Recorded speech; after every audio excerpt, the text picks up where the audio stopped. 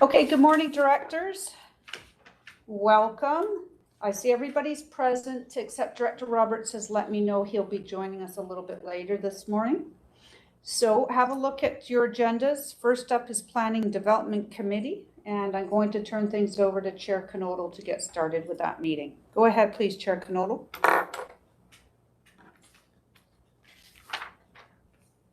Thank you, Chair Kavakovich. I'm looking for a motion to accept the planning and development. Thank you. Director Spencer Coyne Jr. and Director Holmes. All in favor? Any opposed? Motion carries. First motion, item B, cannabis retail store applications.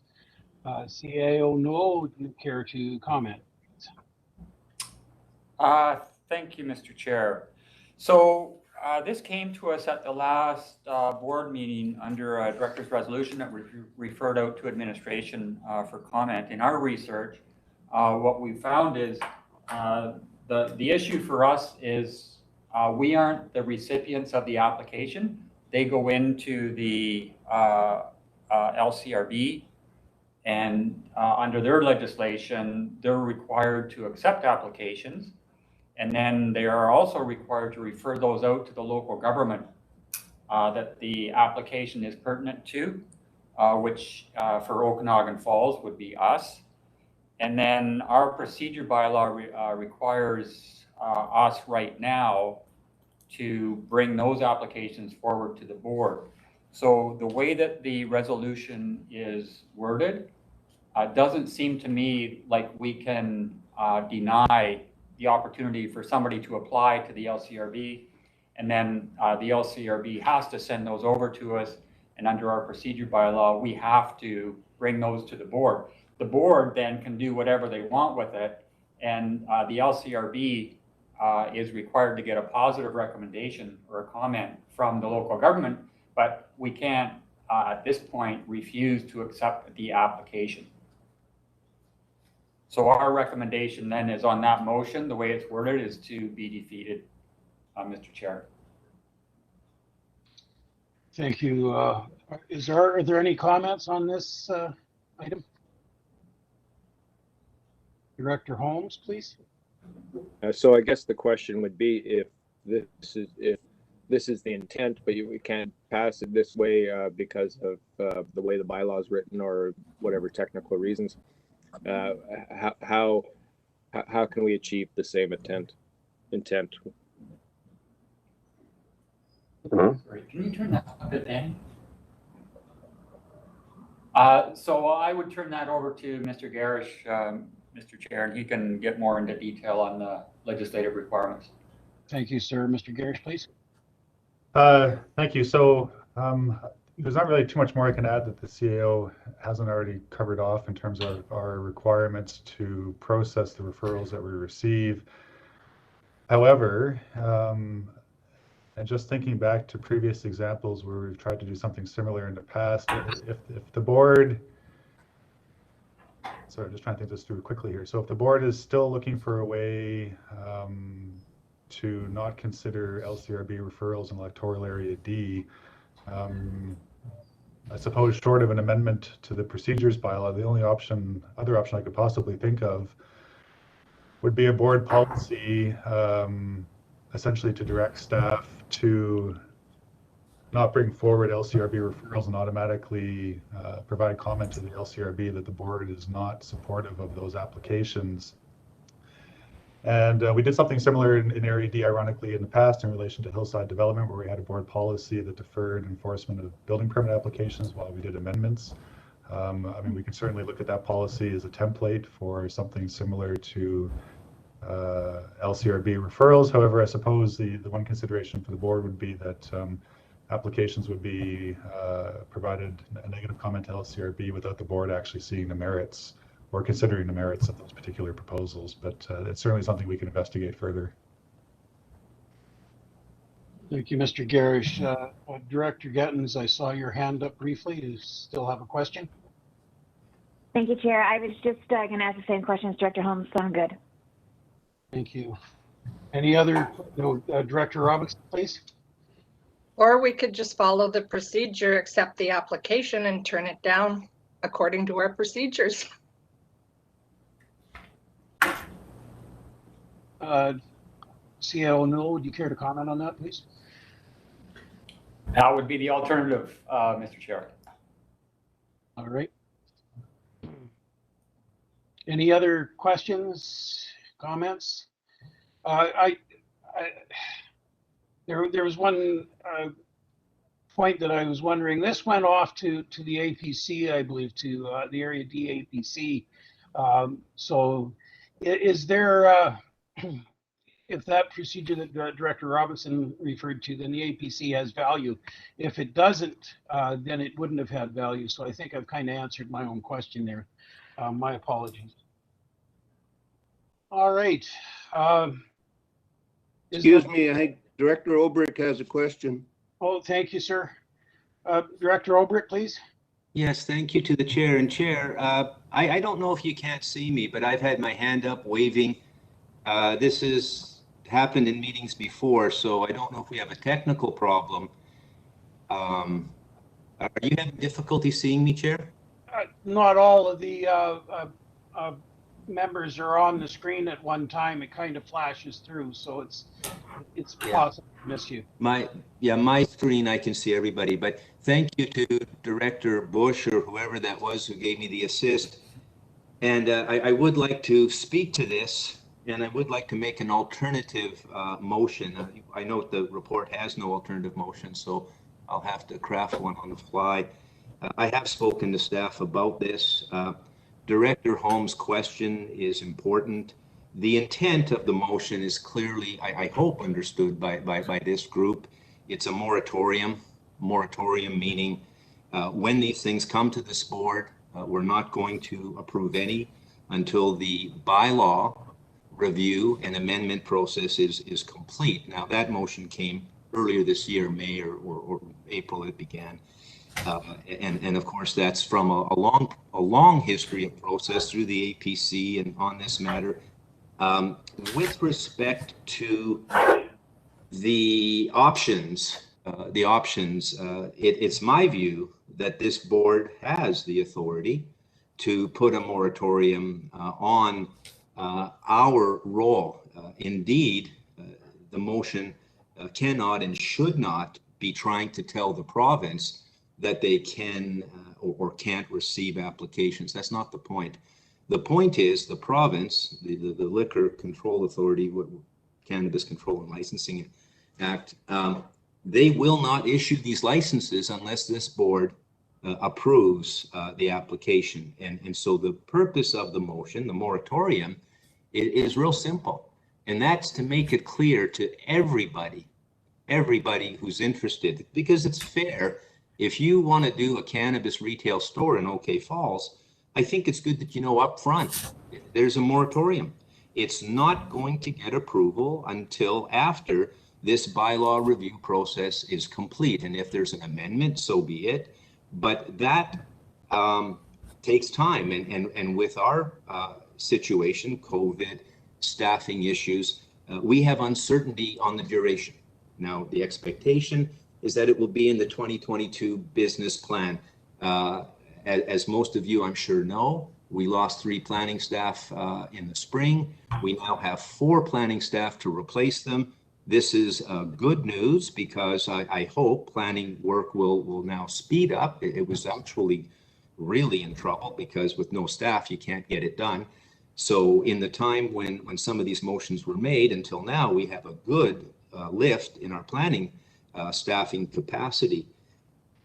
To be fair to the public, they need to know there's a moratorium. When it comes to how, and this is speaking to Director Holmes and Director Gettin's comments, the how we get there, I'd like to make a motion to defer this back to staff so they can reconsider this recommendation and come back with some options that include the one Mr. Garish referred to a moment ago, the one that was done in the past with the Area D steep hillside development. So there's a precedent for one way to do it.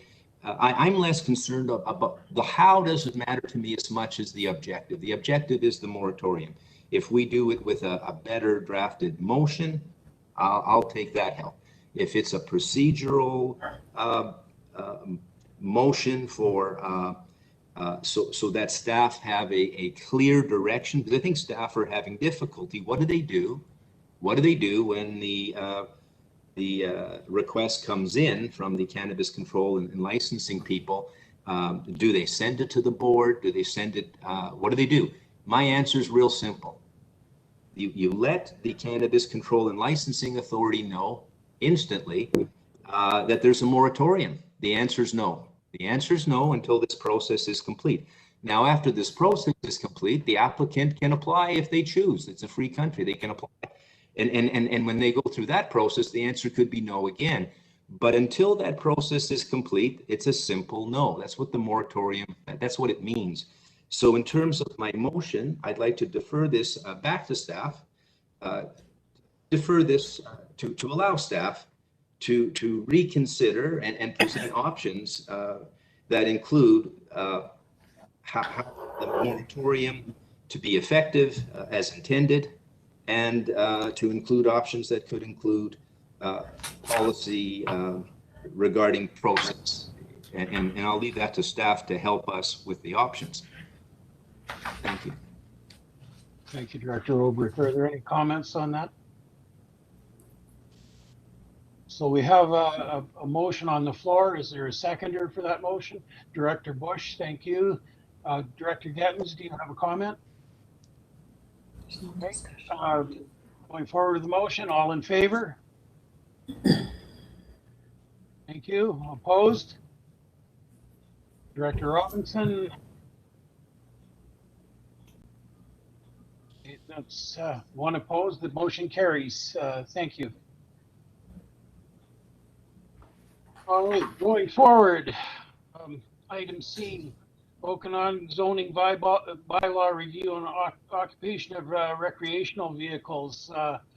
CAO Newell, would you care to enlighten us, please? Thanks, Mr. Chair.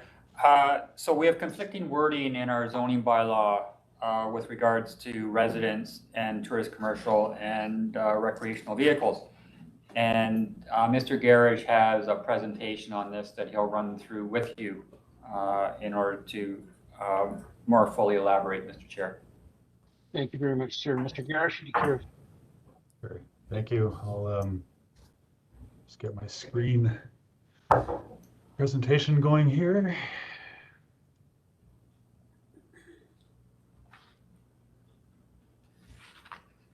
All right, so I'm going to apologize because this is a text-heavy presentation. I didn't want to use too many photos, although we do have a number on file. Because the point is not really to draw attention to existing residential use of RVs. It's, as the CAO indicated, more to deal with an inconsistency within the bylaw, which I'll just highlight for the committee here. So we have a long-standing prohibition against the use of a recreational vehicle as a residence. We have a definition, which I'll touch on the history of this definition in a second, but a definition that basically says a residential use is anything longer than 30 days.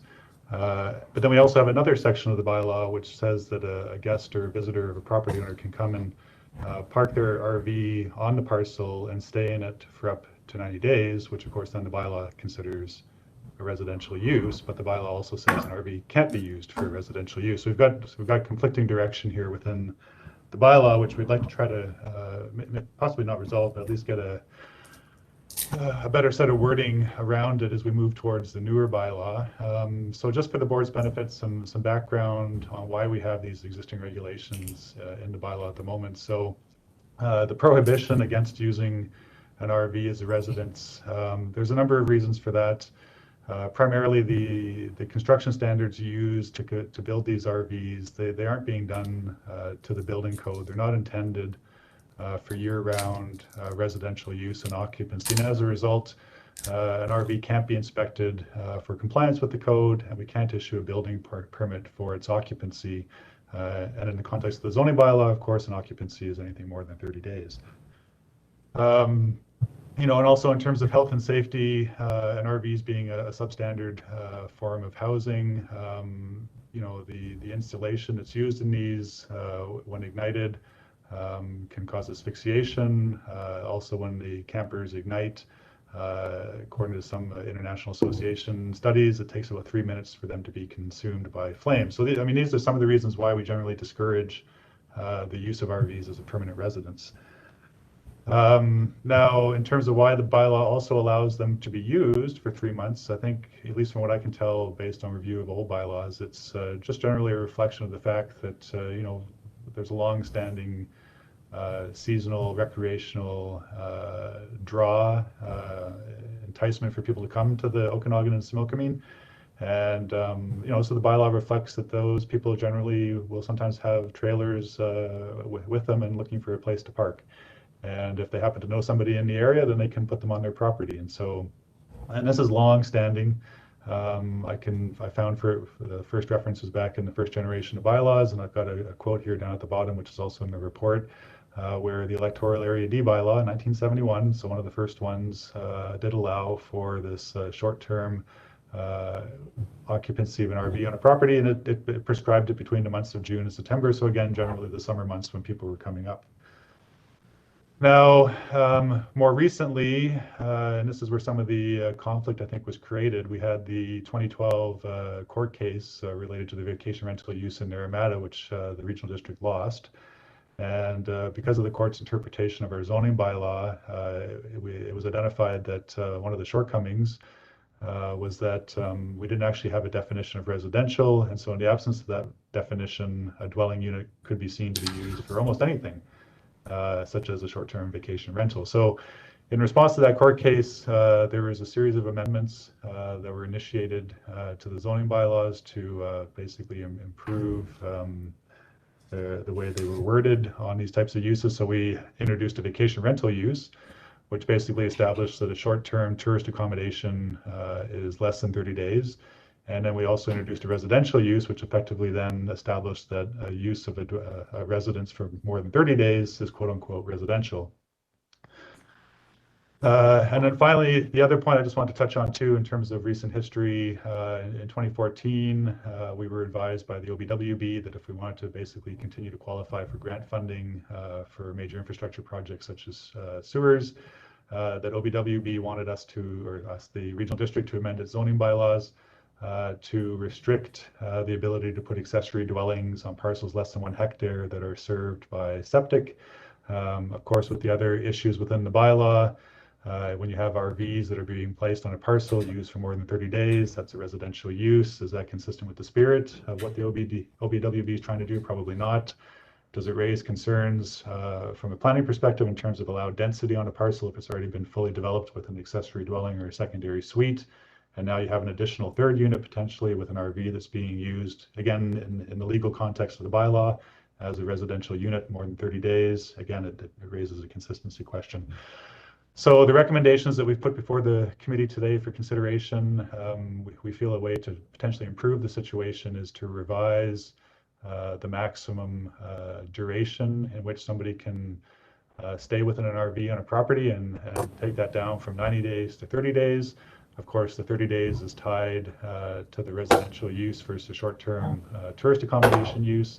So we feel that that's more in line with why people should be bringing RVs in the first place, because they're visiting the area, recreating, etc.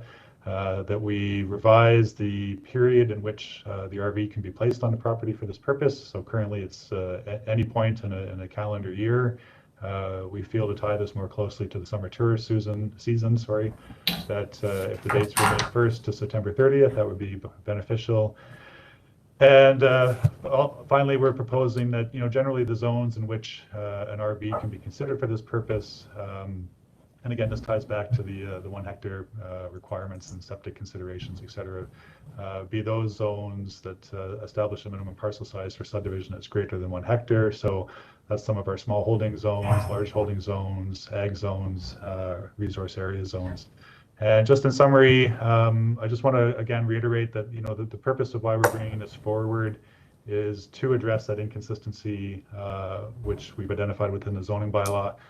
Staff are not doing this to facilitate enforcement action against any existing residential uses of RVs. I just want to reiterate that we only respond to written complaints, and those still must be submitted to the regional district before we enforce or commence enforcement action. And then finally, we do recognize that RVs have become a form of affordable housing in many communities, despite what the zoning bylaws may say. And this isn't just an issue for us. I understand that most of the member municipalities also prohibit the use of RVs for residential purposes, but you know, as with us again, I wouldn't be surprised if they have RVs being used in this way. So that's it for my presentation, and I'm happy to try to answer any questions that the committee may have, and I'll stop sharing my screen. Thank you very much, Mr. Garish. Are there any questions for Mr. Garish at this point? Director Olbrich? Yes, thank you to the chair. And I think this is a really good piece of work. Thank you. I have been wondering for years about people living in RVs. I've seen it in Penticton. I've had my kids play hockey with families where I know there are people living in RVs in Penticton. Up on East Side Road, I know of, and many of us have asked what, why, and what, and so I think the load on a septic system, that's real important. I really appreciate the need to clarify the 90-day, 30-day inconsistency. That I find striking. Question is, and I don't know the answer, and I'm going to listen to the board. I have a completely open mind on this. I don't have an RV. I don't have a plan to stop and live in it. But I'm wondering, I don't know what the rest of the regional district thoughts are on the 30-day. Is 30-day enough, or should it be 45, or should it be 90? Is 30 the right number, or is there a reason to go longer? And I wondered if staff could just advise on reasons for and against 30 days or a longer period of time. Thanks. Thank you very much, Director Olbrich. Mr. Garish, would you care to comment? Well, I'm hesitant to speak to alternatives. I mean, basically, our recommendations are being influenced by the existing definitions within the bylaws, which basically have established the 30 days as the dividing line between a residential use of a structure or a dwelling or whatever you want to call it, versus a short-term tourist accommodation use, which is less than 30 days. So that's basically what's informed our thinking. I mean, certainly we're open to direction from the board. It's just the legal inconsistency within the bylaw seems to fall at the 30-day mark. So. Thank you, Mr. Garish. Director Olbrich, I see you have a redirect. Yes, a follow-up clarification. I'm thinking a lot bigger, and I sure appreciate the distinction in the definitions, and we certainly can change the definitions to make it work. But, you know, we're arguably, tourism is one of our major industries, and most of us, I'll speak for myself, have family who like to come visit us, and we love when they visit. Now, I have a home with many bedrooms, and we've got 4 children. They're adults now. They have partners. We have no grandchildren. We look forward to visits in the future. There may be a lot of people in the region who have family who'd like to visit with an RV. Might be their parents who come to visit. Might be their children or grandchildren. And so what's the right balance? We all benefit when these visitors come and they go to restaurants and they enjoy the wineries and the shopping and the beaches and all the wonderful experiences. And so if we start saying to these guests and visitors, usually family members of taxpayers, that they can't have a guest or a visitor more than 30 days, that's what I'm really getting at here is the 30-day limit the right limit? And I don't think I don't know what the right answer is, but that's the discussion I'm hoping to hear what others think. If I hear a really good direction from the board, I might have to buy an RV and come visit one of you. Thanks. With Director Olbrich, carrying on, Director Pendergraft, please. Thank you, through the chair. I tend to agree that I don't want to see RV units used as permanent dwellings, but I do lean more towards the 90 days versus 30.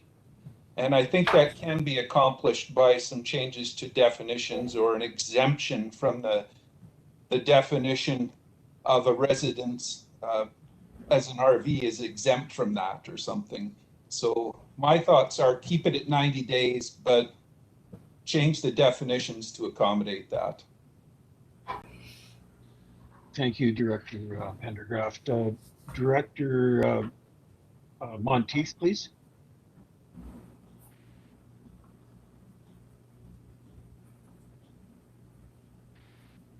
Director Monteith.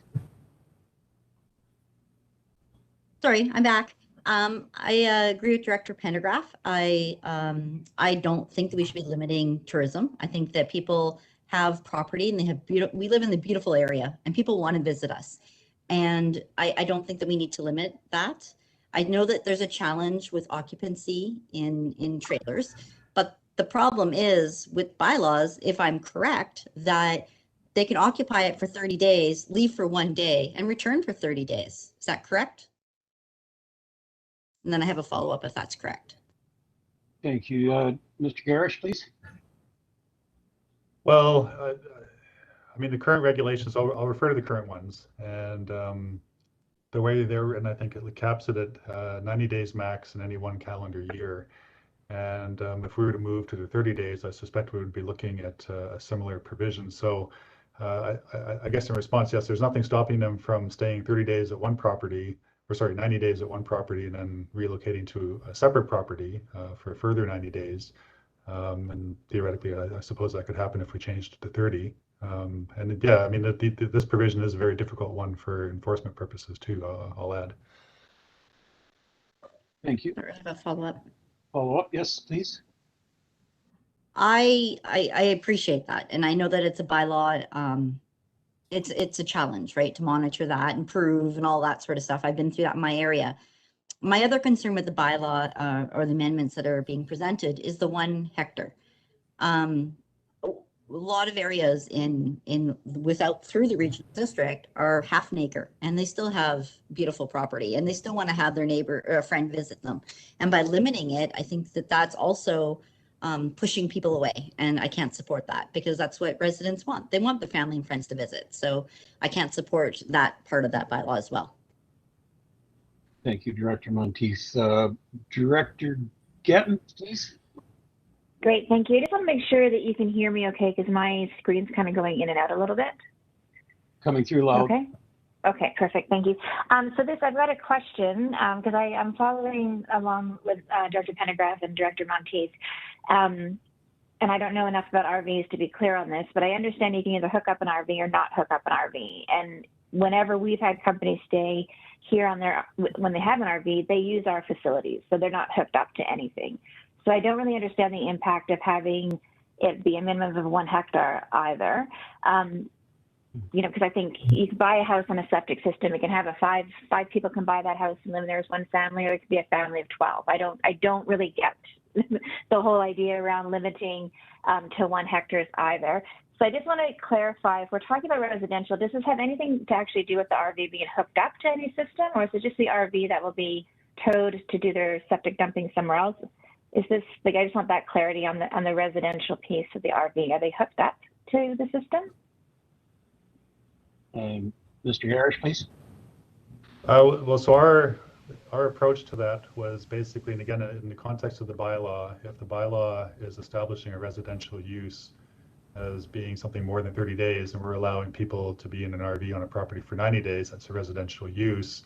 You have existing density provisions within your zones that limit the number of dwelling units, usually to 1 principal, and again, this depends on your zone, but 1 principal in either a secondary suite or an accessory dwelling. How then does the RV fit into that if it's now being classed as an additional dwelling unit because it's more than 30 days? And so we didn't really look at it from the connecting versus not connecting, although I would raise the question for the board to consider, if they're not connected to anything, then where is the wastewater going, particularly if they're there for 90 days? And if they are using the septic related to the house, and again, I'm not a registered on-site wastewater practitioner, and I'm not familiar with all the ins and outs of that, but it does raise a question in terms of the capacity of that septic system to handle the additional flow associated with the, I guess, living space that's now been added through that RV on the property. So just a couple points to consider.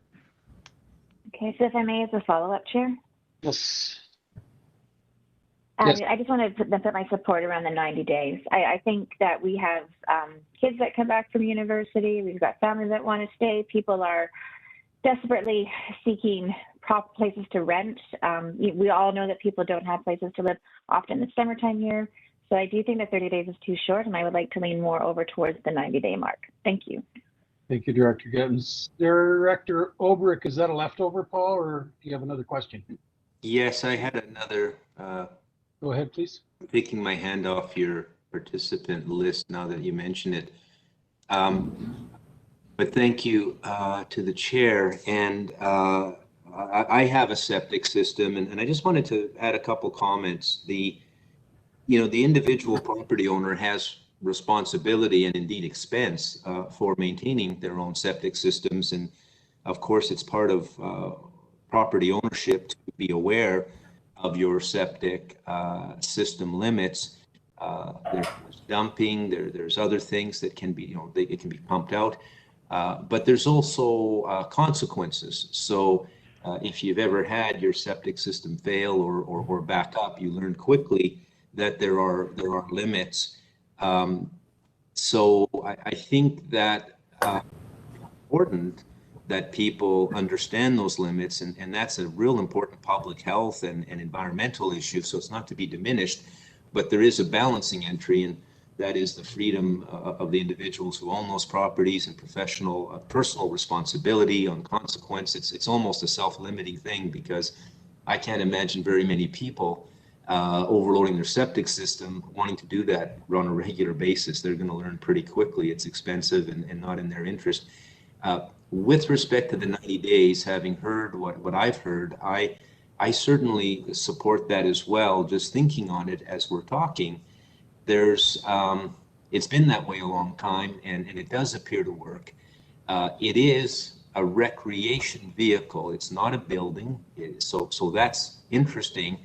So we do have, I think staff have done a great job recognizing an inconsistency between what is a residence and what is an RV, and the overlap, and what does that mean? And I think given our region, we are rather unique, given our tourism nature, given our desire to have visitors. I think a large number of these uses, the vast majority, are probably family and friend visitors. And so I'm not comfortable with that change to the 30 days. And now that I've heard others talk about the 1 acre hectare, I'm not comfortable about that. I think we need a little better latitude. And I'm not sure I know how to reconcile it, but in terms of a direction, I think there's opportunity here to distinguish an RV. A recreation vehicle is a very different thing than a building, and maximum 90 days in a year. I think most people can comprehend that. And when it comes to enforcement, I'm not sure we're having a lot of problems, but let's assume we have problems. Well, then I'm more comfortable with a 90-day per year maximum than a 30-day. So thank you. Thank you very much. Director Coyne, please. Thanks. I just have a couple quick questions. Is this just for the Okanagan, or does this include the Similkameen? The reason I ask is there's a number of properties that have full-time RVs as their residences, and does that mean that those people will have to move if that's the case? Because Area G as well as Area H have a number of properties like that. Thanks. Mr. Garish, please. Sure. So it's only for the Okanagan. It's being pursued in relation to the final prep on the single zoning bylaw. And yeah, as I was trying to convey in my presentation, there's like the reason why we brought this forward is not to go out and start actively enforcing against property owners. It's to try to resolve that conflict within the bylaws. Thank you, Mr. Garish. Director Trainer, did I see your hand up? Yes, thank you. My question is for Chris Garish. I'm just wondering, of the bylaw complaints that you do get related to this, are they tourists that are overstaying in RVs on properties, or is it residential complaints that you're getting from people living in their RVs? And I guess how often are you getting complaints related to this? I'm just trying to get an idea of what kind of problem this is. Mr. Garish, please. I don't have those figures at my fingertip, but hold on. Laura's just jumped into the office here. I got to switch my audio so she can participate in the meeting. There's a high risk this is going to knock my microphone off. Okay, can you still hear us? Yeah. So there's a question about just enforcement related to RVs. Yeah, so many of the enforcement complaints that we get are related to property owners from out of province who are setting up their RV on a property that doesn't have a principal use, and it's there on a long-term basis. That's the majority of our complaints. Okay, so it sounds like people coming to vacation for a longer period of time, then those are the complaints you're getting, as opposed to people living in them permanently? They're living in them while they're in the Okanagan. So it's a recreational property, and they don't have any plans on building a house for maybe 3 or 4 or 5 years down the road. Okay, that makes sense. Okay, I think 90 days, this is the second point I was going to make. I think 90 days is a bit more reasonable, because I'm not sure how feasible it is to enforce 30 days. That's not very long. So I think that would be difficult to enforce. So 90 seems a bit more reasonable to me at this point. Thank you, Director Trainer. Director Monteith, is that a leftover? To the chair, I also wanted to bring up the point that when people are doing building their home or renovations, sometimes they stay in their RVs while they're doing those acts on their property with permits and whatever. So 30 days isn't long enough. So I'm back to the not supporting 30 days. Thank you. Any other questions or comments? Not seeing any. I do have a brief summary. In Area C, we've seen obviously family summer stays, as Director Olbrich has pointed out. That's quite common in this area, long-term full summer stays. We've also had some hardship stays due to financial. I believe only one of the 3 that I'm aware of actually went over the 90 days, and only briefly thereof. So it's still 90 days at that point. We also had one hardship for family care, where a family member came and took care of aging parents and kept them in their home. Came very close to 90 days, I believe. The big one in our area, though, is farm labor, and we've seen some issues with Luce Bay, and that pushed a lot of our transient farm labor now are traveling with RVs. It's much more comfortable than tents, obviously. We do have some domestic farm labor that are professional farm labor and are moving around the province and are finding farms that they work at for long periods of time. That being said, I'd be looking in our OCP for a bylaw statement or a policy that would ensure that the septage was pumped or tanked and dealt with other than going into the ground that could be a real issue. So that would be my one. And we're going to see some issues on farms looking for that kind of facility. Yeah, going forward, we'll probably see that in our OCP review when it comes up. So Chair Knodel, Director Olbrich has his hand up again. All right, I will get back to him.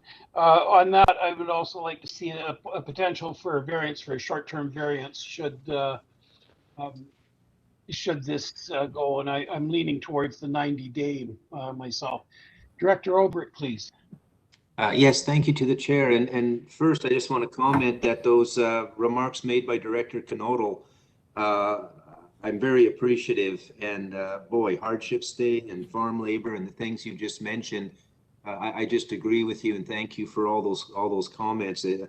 They're not things that I thought of, some of those things. So thank you. My question is for Mr. Garish, and I may be demonstrating some confusion here, so I apologize. As we're talking, I was thinking of, when I drive to Summerland, there's what looks like a campground, which appears to have people living in RVs year round. There's another one I know of in Penticton, just not far from the channel, where it appears people live year round. I've seen the same thing in Area D. And so my question, and I don't even understand how any of this applies, but my question is, those appear to be people living in RVs year round. Are those lawful uses, or are they not lawful? Are they different? Do they have a different permission? How do they work? Because those are not private properties. Those are, they're not like houses. They're clearly a business or a campground for that purpose. So I'm just curious, what's the distinction for those places? Thank you, Director Olbrich. Mr. Garish, please. Sure, thank you. So it's a whole other kettle of fish. We have our campground zones, and I believe our campground definition, similar to the vacation rental definition, because it's all dealing with short-term tourist accommodation, is I think it's basically 30 days allowance to stay in a campground. And again, I mean, we recognize that, and I think there's examples in OK Falls where what were previously campgrounds have been converted potentially or possibly to non-campground purposes and are being used for residential, but that's not really contemplated by that commercial campground zoning. It's the 30 days max. I can open up a bylaw and check quickly if the board's interested, but it's generally, yeah, that dividing line between what's residential and what's tourist accommodation.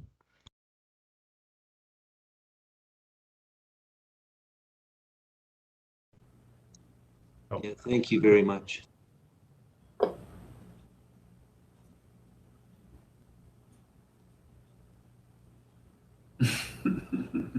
Director Coyne's got his hand up too. Director Coyne Senior, please. Yeah, so this is a really interesting conversation going on here today, and I look forward to the report coming back to the board to do with all these sorts of things that I don't know when or how planning's going to ever get that done, but most of the items that have been talked about today, or issues have been talked about today, should be addressed in that report. So I really look forward to that, and I'm glad this isn't involving the Upper Smelkmene. Thank you. Thank you, Director Coyne. I see a hand from the board. Is that Director Kovacevic, please? Yes, thank you. I'd like to make a motion to refer this back to administration and have them come back to us with something more reflective of the 90-day policy. Thank you. Very much, Director Kovacevic. Do I have a seconder? Director Bush, thank you very much. Are there any other questions at this point? Director Pendergraft, please. Yes, thank you, Chair. I just wanted to make one more point, and that's in regards to the septic systems that actually do have a connection for an RV unit. I would have to assume in this day and age, when they're all done by a professional they take that into consideration. So the size of the septic system would be sized appropriately to accommodate an RV use. Unless it was done after the fact, that should be a non-issue. So. Thank you, Director Pendergraft. Any other questions? RDOS board, Director Kovacevic, is that? Oh, no, sorry, leftover hand. Leftover Paul, okay. That being said, I'll call the question. All in favor? Opposed? Seeing none, motion, oh, pardon me, Director Watts, opposed? Any others opposed? Motion carries. All right, that brings to a conclusion the items that we had for the Planning and Development Committee. Looking for a motion to move out of the committee. Director Bush, Director Bauer, all in favor? Opposed? Seeing none, we'll turn the meeting back to Chair Kovacevic. Thank you very much. Okay, thank you very much, Chair Knodel. Directors, have a look at your Corporate Services Committee agenda. I'm looking for a motion to approve it as presented. Director Bauer moved and Director Gettin seconding. Call the question. All in favor? Thank you. Hands can come down. Anyone opposed? Motion carries. We'll go to the first item, National Day of Truth and Reconciliation, CAO. Thanks, Madam Chair. So this we placed just for information.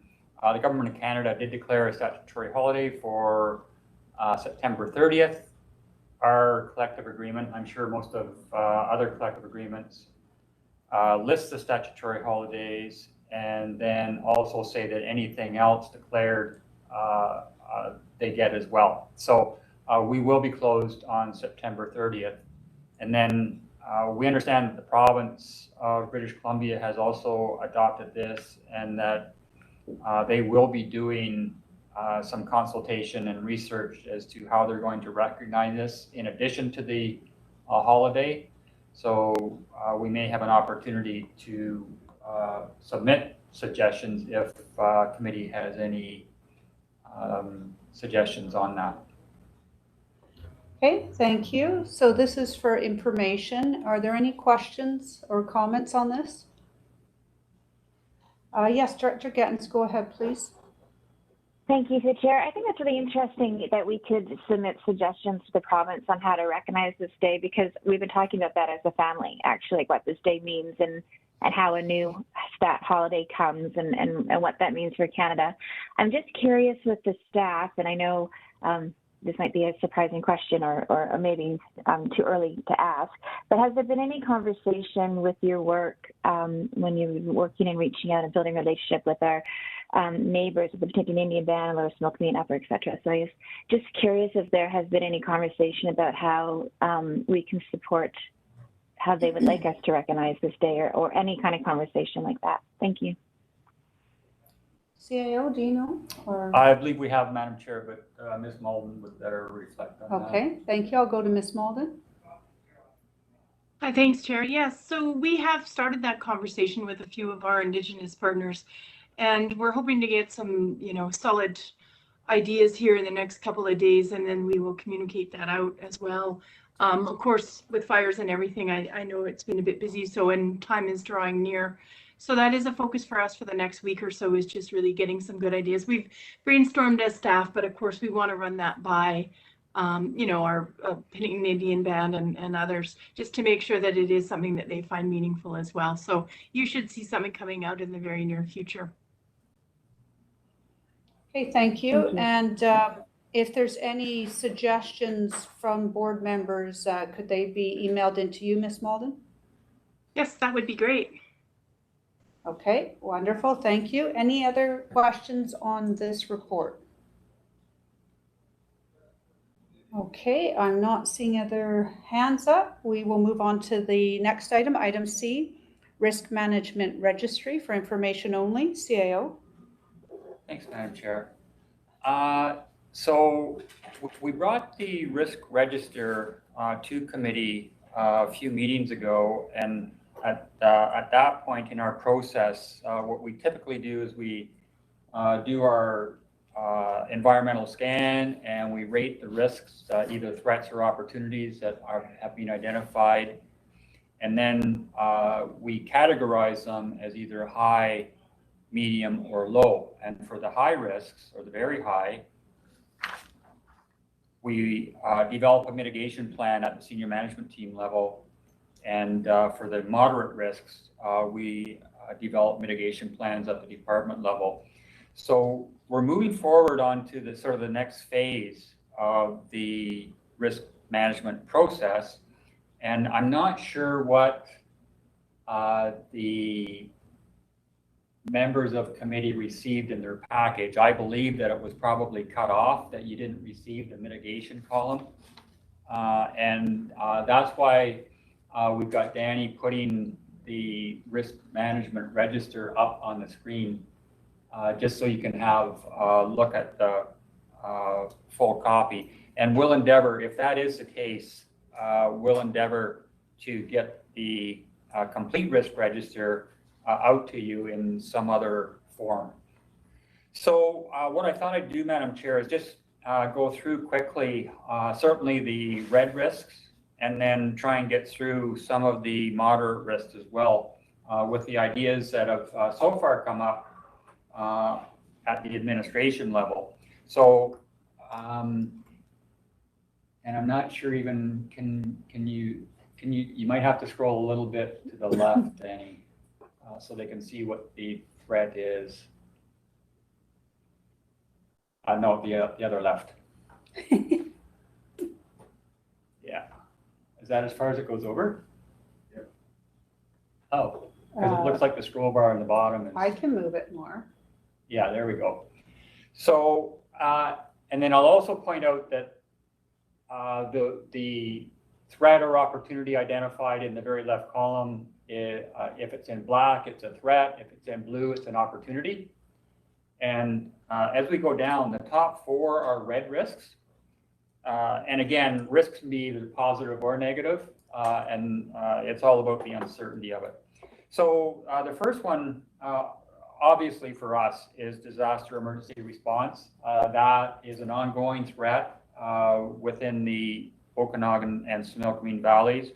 And that will, certainly with our experience over the last few years, that rated very high. It came out as a 20 based on probability and impact on the organization. So we have the probability that this will continue as a 5, which is our highest rating. And then on impact, we have both health and safety and productivity, because once we get an emergency operations center event open, all of our employees are at some point going to end up in the emergency operations center, and that affects the normal work that they do. So for disaster emergency response, always, almost like any first responder, the mitigation of that is that we have to train well, we have to exercise our emergency plan, and we have to make sure that we have the appropriate level of resources necessary in order to provide the support we need in the emergency operations center. And for us, in a fire, typically the emergency operations center is in support of site. So for us in a fire, it's BC Wildfire that is the site management team. So an incident command team usually comes in and they take over site, and then we support them at the emergency operations level. In a flood, certainly during 17 and 18, when they were extended flood seasons, we don't really have a capability in-house for flood mitigation. So we provided site as well, but we did it through contract work. And then the Emergency Operations Center was in support of site that way as well. So it's a huge, I don't want to say imposition, it's a huge response that's required from the organization during any emergency event. So we have to make sure that we train all of our employees up to a certain level in the 4 pillars of emergency response. And then most lately, and during the last year especially, we've been reaching out to our regional partners. So we had great response this year from our municipal partners. And we employed a lot of additional staff from municipal partners in the Emergency Operations Center. We have to continue that. We have to do more conjoined training and exercising so that we make sure that we have a coordinated response. And we're going to be working on that. That was one of our corporate objectives for 2020 and 2021 in our business plan, and that is working out well. So we'll continue that. And then we'll be talking more about this for 2022 in that we'll identify our next steps on that in the 2022 business plan. The next one we had was an opportunity. We identified from our environmental scan in the preparation for the 2021 risk register, we identified that we see an increasing amount of parochialism within the regional district, and that then does affect our ability to get work done. So we think there's an opportunity there in order to address that. And the intent then is to put some time on the legislative workshop in November to address that and a number of other issues that you see. But this is really going to take board discussion as to how you want to approach that in the future. The other thing that we can do is more or less identify some of the issues in the board reports on each specific recommendation that comes forward as to where we see sort of the bigger picture benefit compared to the local benefit, and how we operate as a regional board and not a local board. So more to come on that one as well.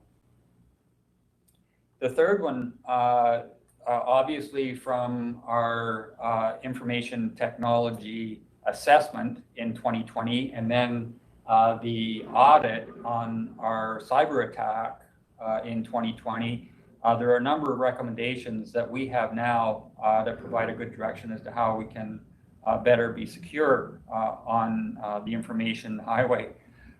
So what all we need to do on that is to implement the recommendations, and we've already started on that. We're making good headway. Certainly some of the COVID funding that the board has applied to information technology will assist on that, and that is also going to appear on the 2022 business plan.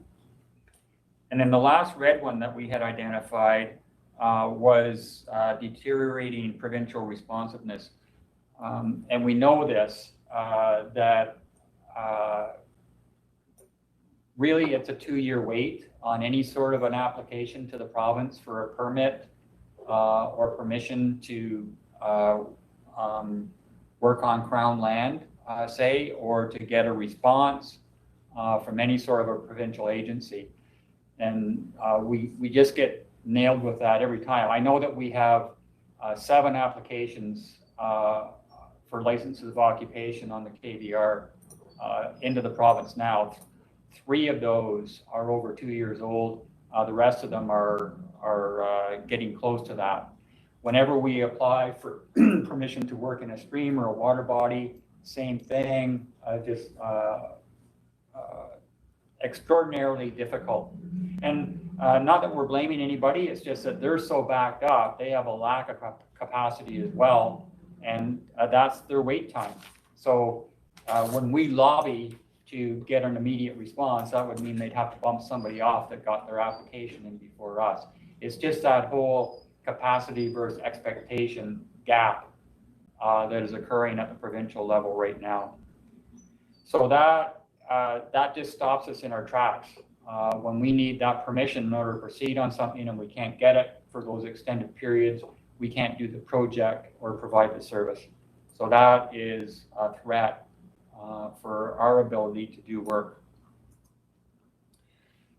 Those are the red risks that we had identified, Madam Chair, and then we've got a number. So for us, anything above 13, I believe, in our scale is a red risk, and then between 6 and 12 is a moderate risk. And you can see in the scoring on the in between the identification column on the very far left and then the colored column, which totals it up, that identifies the probability that something will happen, and then which threat column we're putting it under.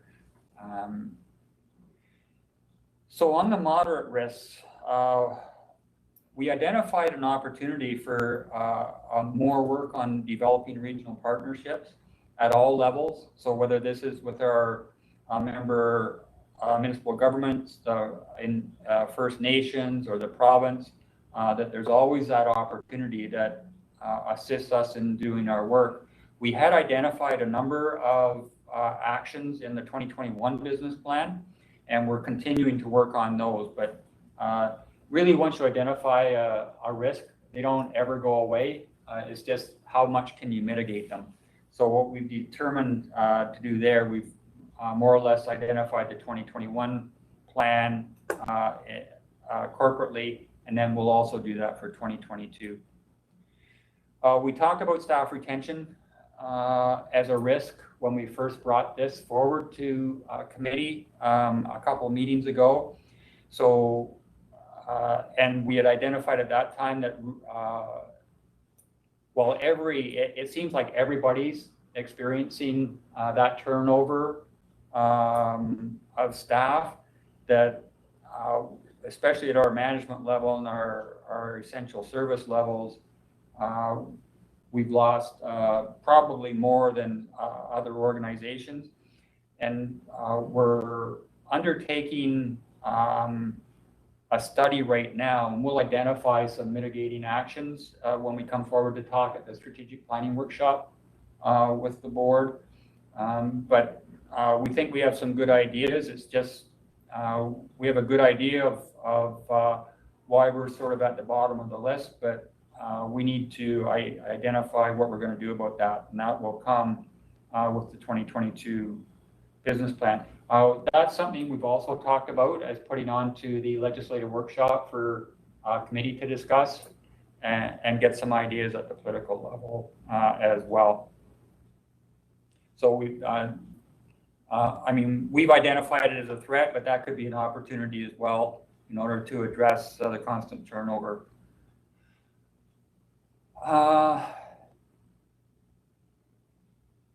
We identified disaster emergency response as a red risk. So that is the actual impact of a response within the regional district.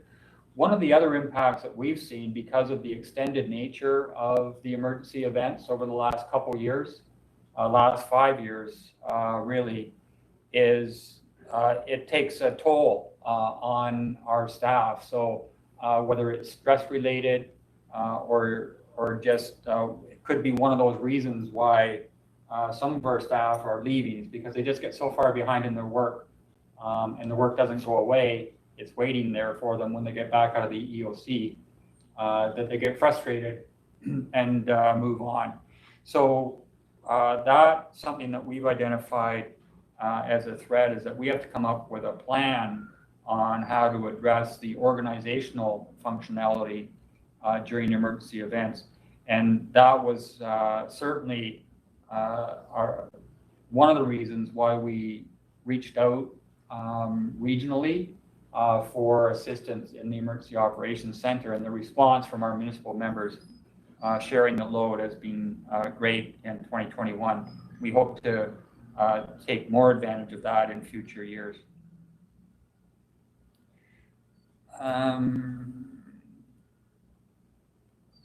Yeah, I mean, there's other things as far as organizational functionality during extended events, but certainly looking to our partners is one of the mitigation aspects of it.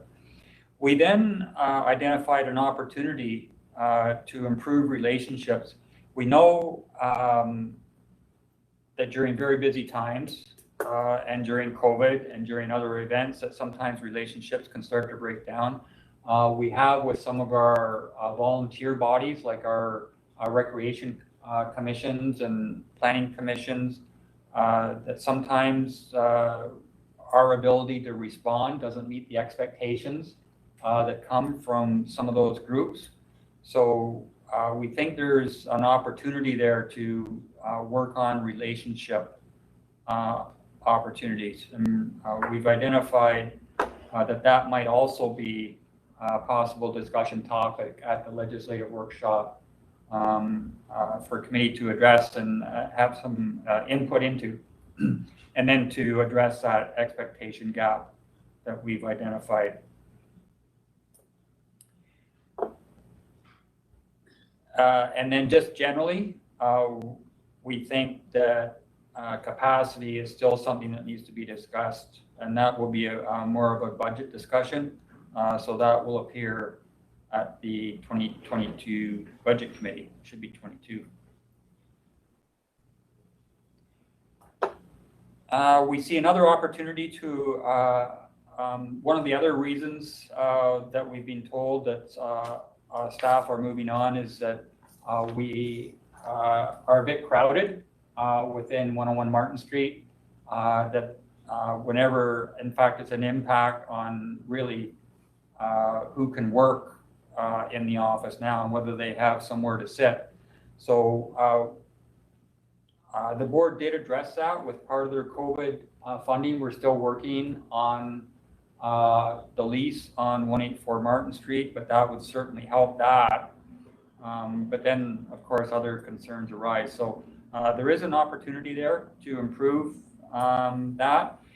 We also know that the board was concerned about the boardroom itself.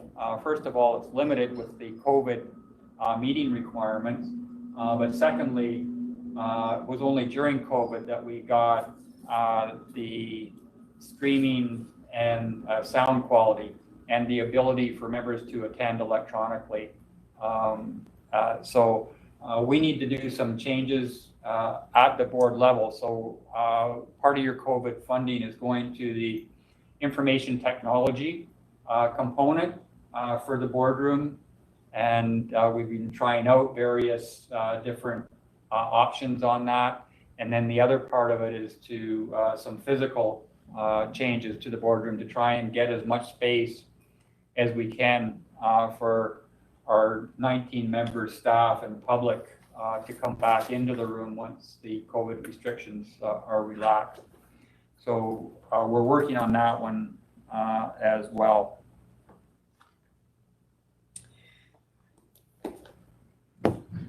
We have two issues with regards to water. One, we have some systems that are producing substandard quality. And then we also have concerns about quantity, especially with groundwater. So this one is about the quality part of it.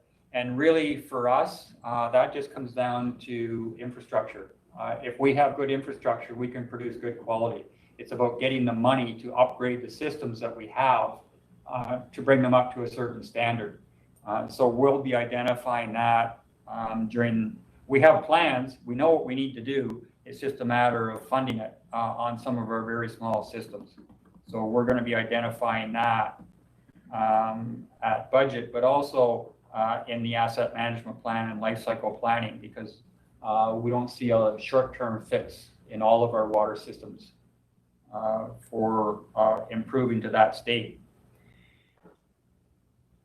We know we have problems at Campbell Mountain, so those are still risks. We're still on the contaminated sites register for Campbell Mountain. We're going as quick as we can to improve that. We've made a lot of headway over the last 4 years, so we're still working on that. We know that we are still in contravention of the gas regulation, and we've got our applications in for our BioCover project on that, but that's still a threat to us, especially a financial threat as to what the recourse on that is.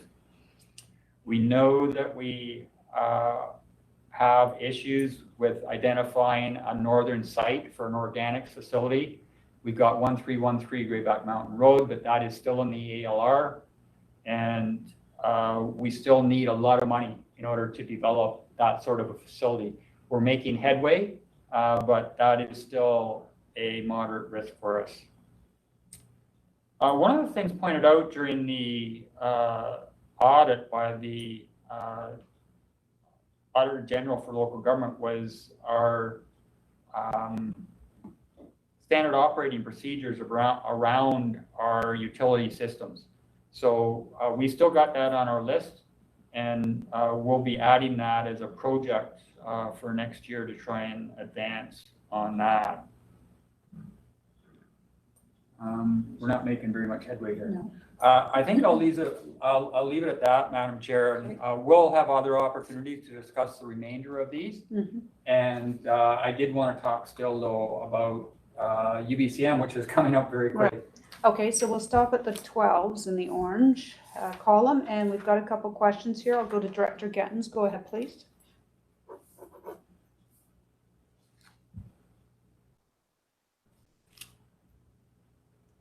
Director Gettens, go ahead, please. Oh, I think we've lost her. Okay, we'll go to Director Pendergraft. Sorry, can you hear me now? Oh, okay, go ahead. Sorry, my my mute was not unmuting. Can you? Go ahead. I'm not. Okay, great. Sorry, this is a spotty IT day for me. I just wanted to recognize. I'm glad that this came back to the board, so thank you for that. In July, when this was first presented, the parochialism trend was identified as a risk, and it was increasing.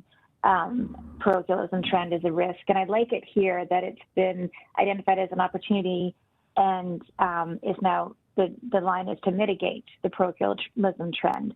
And I really would I would appreciate some good time to talk about this as a board. You know, as a rural director, when I was campaigning and when I was talking to citizens, it wasn't about the region. The citizens, I think, that voted for me want me to represent their interests. And as a rural director, this is the only table I have to do that. And so I have to have the support and the space in order to get that message and to work for the citizens who elected me. This is their only table. Unlike a municipality where you have your table where you can focus just on your citizens. So I think it's an important conversation. And while I say that, and I need that space to do that for area of citizens, I do believe that the strength of the South Okanagan Similkameen is in our region. And when we do things well together, like the Conservation Fund, the Trails Network, like there's some very good benefit working together, but I don't know how, as a rural elected official for one area, how I can always approach this table with a regional hat on. So I would like some conversation around that. And maybe it's not where we do this regionally all the time. You know, maybe part of my time has to be dedicated to the citizens that elected me, and part of my time has to be dedicated to the region. But I do need the support to be able to represent Area F. But I really think our strength is in the region. So I'm looking forward to this conversation, and I appreciate that it's been changed to an opportunity, because I would agree with that assessment. Okay, thank you very much. So directors, we are going to see this back again, and we are out of time. I'll go to Director Pendergraft, and then we do need to move on. Go ahead, please, Director Pendergraft. Thank you, through the chair. I just was going to ask the CAO if he could refresh our memories on how the actual total number is on that chart. When I add those numbers up, they very seldom come to the total number. Is there some formula that you're using? Because it doesn't add up to me. Yes, somewhat complex as usual with the bureaucratic process. So what we do is we take the probability and we multiply that by the most impacted column. So if you're looking at disaster emergency response, that would be the 5 times 4 in either the health and safety column or the productivity column. But we only use one productivity column and one impact column to get the total. Okay, thank you. Okay, great, thank you. So we will have more discussion on this at our Legislative Services Workshop coming up soon this fall. We're going to try and squeeze in the last item here. UBCM resolutions update, CAO. So I wanted to update, and I'm sure that the members have all looked through the UBCM policy book, which had all the resolutions in it. So and it's an odd year in that they didn't get through all of the resolution discussions in 2020. They didn't have enough time for it. So they've added those that they didn't get to in 2020 into the 2021 resolutions discussion. So we actually have 9 resolutions before UBCM in 2021. 4 of them have been endorsed by UBCM, so they'll be voted on as a block. And those are the 4 on the left-hand column on the report. The others, and I was a bit disappointed in some of these, but UBCM Resolutions Committee has decided to give no recommendation on 5 of our resolutions. Which is fine. I mean, they have their own reasons in their book as to why they did that. The one I was disappointed most in, though, was the housing needs report, where we had submitted a resolution asking them to support advocacy to the province to make those housing needs studies not mandatory, so discretionary. And what they said was, well, no, we're not going to put a recommendation around this because you don't have to follow any of the recommendations. Well, we know that. We don't want to do the study. The resources that doing that initial study took, both human resource and financial resource, even though we got a grant for it at that time, are significant. So we're saying that in the rural areas, the principle is that we're trying to direct growth into the growth areas, which is usually the incorporated communities. That out in the rural areas, we don't want to do a housing study unless we believe unless we believe ourselves that it's required, because that's a waste of resources. If you do a study without the intention of ever implementing any of the recommendations, then why do it? So the no recommendation resolutions, they'll be debated individually on the floor at UBCM. What we're suggesting is, first of all, we need to address each of the resolutions, but we should be really trying to advocate to the membership that these housing needs studies that are required now every 5 years are not, should not be mandatory for regional districts. Okay, thank you. So everybody's got this report, plus you would have your schedule for UBCM. These are coming up on the 15th and 16th, Wednesday and Thursday from 9 to noon. Last year we only had 3 hours and we barely got through anything.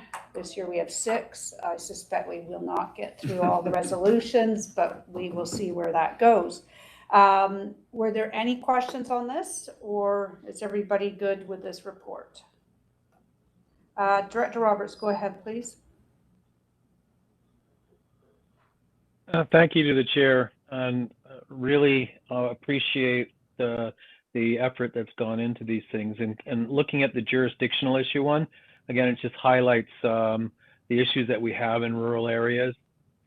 This morning I was rushing out where we've spent tens of thousands of dollars after a unsightly premise and dealing with environmental issues being pushed up in the Crown land. I just had people where we've just cleaned up, dumping again, and getting nowhere with Flinroe, nowhere with the officers. And so it's these things that are going forward are super important for us that are in electoral areas that have no means, no jurisdiction, and no ability to facilitate action in the area of Crown land. Again, I'd just like to thank staff for all that they've been working on preparing for UBCM. Okay, thank you very much, Director Roberts. Did anybody else have anything further? Otherwise, we will conclude corporate services so we can move on to the board meeting. Okay, I'm not seeing any hands up. I'm therefore looking for a motion to adjourn corporate services. Moved by Director Sentis, seconded by Director Bush. I'll call the question. All in favor? Thank you. Anybody opposed? Motion carries. And what I'd like to do is just take 3 minutes for washroom break or grab a coffee, and then we're going to jump right into the board meeting. Thank you.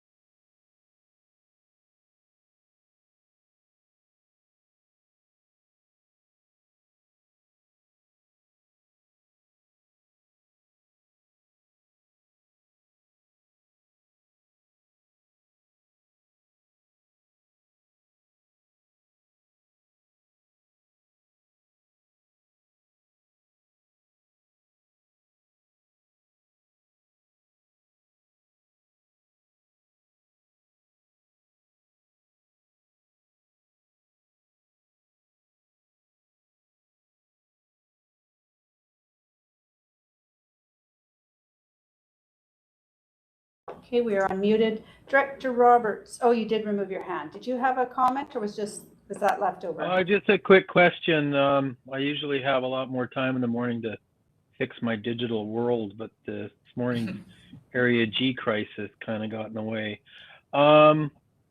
Wondering whether or not, in regards to the agenda packages, was there an other send out? Because I don't seem to have the full. I've just got our agenda and then each individual item. It doesn't have the usual format. Did I miss something? I know for me, once I got out of the committee meetings into the board, I wasn't able to click on each heading and have it jump to that particular report. But then I went to Danny, and then actually Haley solved that for us. Is that what you're referring to? I've got all the issues as it breaks down in regards to the agenda package. It states BDM September 2nd, 2021, hits agenda, and then I have everything that breaks out of that, but I don't have the usual format going beyond in regards to CAO information and other things. I'm just wondering whether or not I missed something. It's okay. I'll be able to follow at the bottom. Anyways. Yeah. Hang on one. Oh, Miss Malden's going to update us on this. Go ahead, please.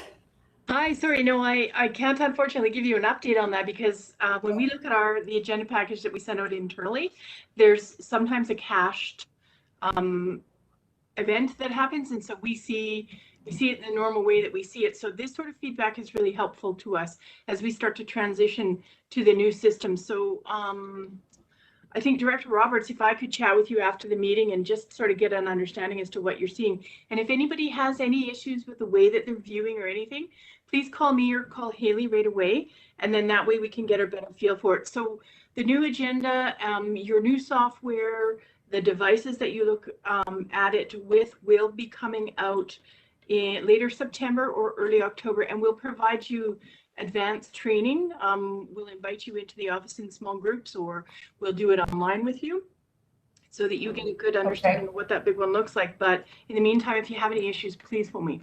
Thank you.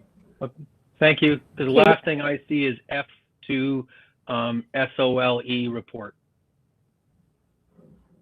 Yeah, that should be correct, I think. Still some stuff after Oh, is there stuff after that? So if you look under Board of Directors meeting, there's probably two headings of agenda package and agenda. So I think between those two, try choosing one over the other, and it might be more complete. Give that a try. Okay, directors, we are going to get started here with the regular board meeting. Please have a look at your agendas. This is a reminder, it's your only opportunity to remove an item from consent agenda. And I just would like to point out that there is a typo under consent agenda, item A.2.2. It should say E instead of C. It should be E 2021.019. The contents of the report, however, are accurate.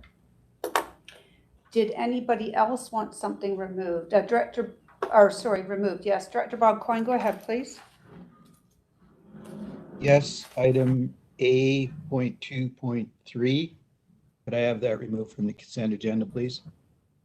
Okay, thank you very much. So Director Bob Coyne is pulling A.2.3 off of consent agenda development services. That is going to become C5 on your board agenda. So that will be C5. Anybody else with anything in consent agenda? Okay, and then what we need to correct is there's a duplication C3 and C4. C4 is the correct report. We're removing C3. I believe that may have been a draft version. So C3 will come off of your main agenda and we will be utilizing C4. And followed by that will be C5, which came off a consent agenda. Okay, I'm now therefore looking for a motion to approve the agenda as amended. Director Bush, followed by Director Bauer. I'll call the question. All in favor? Hands can come down. Anybody opposed? And I'm looking for a motion to approve the consent agenda corporate issues. Director Pendergraft, followed by Director Robinson. I'll call the question. All in favor? Hands can come down. Anybody opposed? Motion carries. Or Director Gettens, are you opposed? That might be a late hand. Okay. And then I'm looking for a motion to approve the consent agenda development services as amended. Director Bush, followed by Director Pendergraft. Call the question. All in favor? Hands can come down. Anybody opposed? Motion carries. And for those individuals that are on the line, just to let you know that items A.2.1 and 8.2.2 were approved through consent, and 8.2.3 will come up later on the board agenda. That takes us down to B, development services, bylaw infraction, B1, non-conforming uses at 980 Pump House Road in Okanagan Falls, CAO. I'm going to refer to Ms. Miller to introduce this one, Madam Chair. Okay, thank you. Go ahead, please, Laura Miller.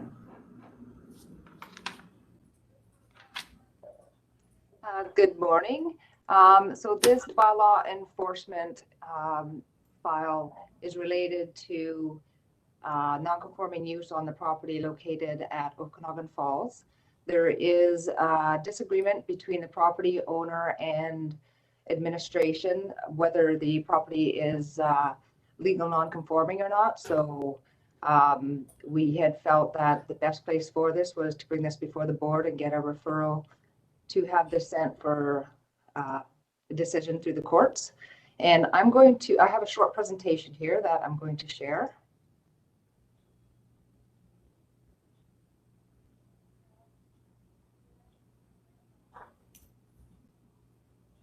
Okay, so the property is located just after the bridge on the right-hand side as you're going south into Okanagan Falls. The historical zoning on this property has never permitted the current uses. So this dates back to the first bylaw, forestry grazing, and then it was split zoned into RS1 and large holdings. And if there's any questions on the zoning, Chris is going to chime in on that. We did prepare this report together. And then in under bylaw 2455, again, it's RS1 and large holdings. And then the current zoning is RS2. So again, none of these zones allow a commercial use or the campground use. So this sign showed up in approximately 2015, and on a proactive basis, our bylaw enforcement officer went out and spoke to the property owner and advised that the use was not permitted, and she was encouraged at that time to contact our planning department and find out what she needed to do, but we did not proceed with any sort of enforcement action because we didn't have a complaint. I just received an updated sign as of this morning that this sign is no longer saying self-contained parking. It's basically saying private property. So that's just been changed in the last couple of days. So these are some of the campsites that are set up on the property. And that's from the highway. And then these are some of the stored vehicles that are on the property that are basically the commercial use. So just a short presentation. So if you have any questions, I'm happy to answer them. Okay, thank you very much, Laura. Okay, were there any questions specific to Laura's report there? Okay, I'm not seeing any hands up there. Okay, I'd like to therefore go to Director Olbrich for a motion on this. Oh, I see we may not have Director Olbrich. Are you still in there? But he's got a yellow triangle up. Yeah. Oh, some bandwidth issues. He's having bandwidth issues. Okay. Director Olbrich, are you there?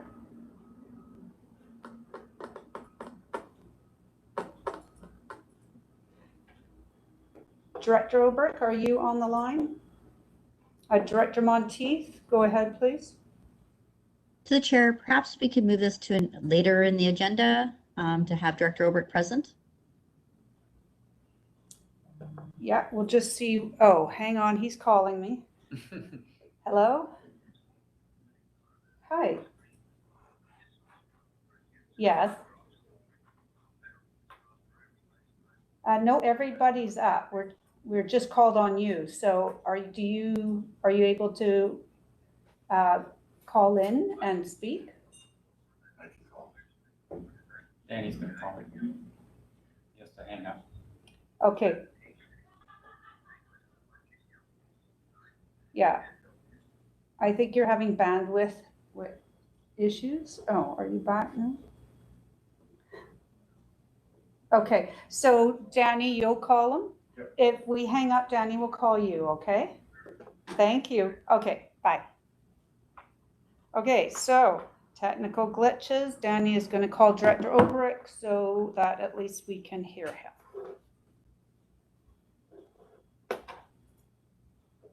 And Director Gittens, you have a hand up. Go ahead, please.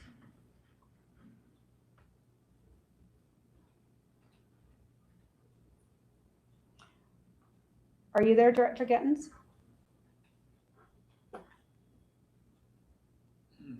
Unless that's a leftover hand.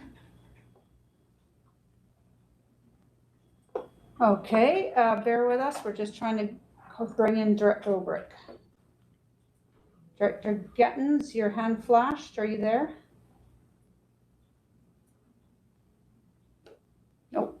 Okay. We're on there. Okay. Oh, there you are, Director Obrick. Can you? We can see you. Go ahead. Yeah, it please, just popped up. Okay, go ahead. Thank you very much to the chair, and thank you to whoever helped get the system back up, Danny or whoever. It's working, and thank you so much. I want to speak to this. I'm going to just provide a little information to the board, and then I'm going to make a motion to postpone this into November, possibly the second meeting. I think that's November 18th. This Director Obrick? is, yes, Sorry, please. Director Obrick. Being that you just said that you do want to make a motion to defer, just a reminder, you do need to put a motion on the floor first before you can defer that. So you do need to put the main motion on the floor. Oh, well, I'm. So that, because you can't defer nothing, you need to defer the motion. Right, let me look at.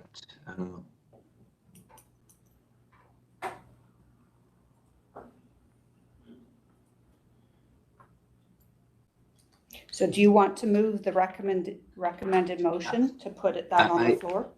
Yeah, I'm not sure I'm comfortable with the administrative recommendation to postpone. I really want to give this an opportunity to come into compliance. And I think there's a real prospect of success if we give it a chance. And in that sense, in terms of the administrative recommendation, I'm not comfortable. I can support that motion given the information I have. When I look at the alternatives very quickly, abandon enforcement, that number one alternative, I'm not sure I'm comfortable there. And number two, the RDOS pursue enforcement against that I'm not sure what that is. That's sort of a combination plate that I'm not sure I understand. When I go back to administrative recommendation, be brought into compliance and then commence injunctive action. Okay, Director Obrick, I'm just going to go to CAO Newell. Yeah, sure. Thank you. Go ahead, CAO. Thanks, Madam Chair. Yeah, so the idea is that there has to be a resolution on the floor for the board to debate. And then once it's on the floor, any member can move to have the resolution referred to a different party or postponed to a certain date.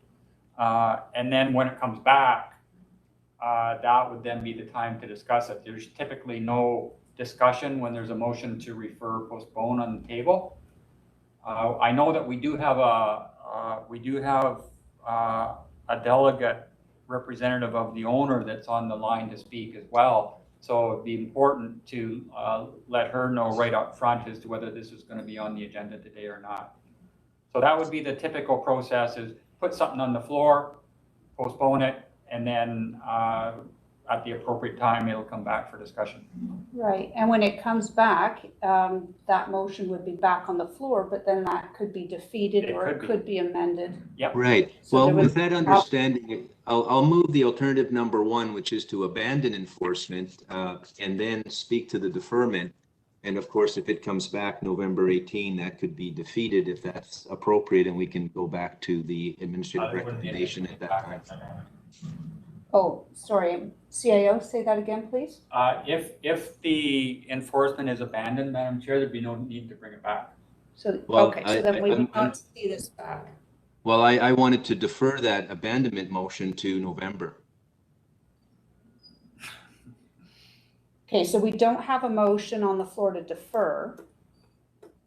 Yeah, but if I make the first alternative, to abandon, then we can defer that to November, and then it can come back and be defeated at that time, if that's the appropriate board or something different. So typically, Madam Chair, when a member moves a resolution, doesn't mean they're in support of it, it just means they're getting it on the floor for discussion. There's no obligation to vote in favor of it, but there really needs to be something before the board.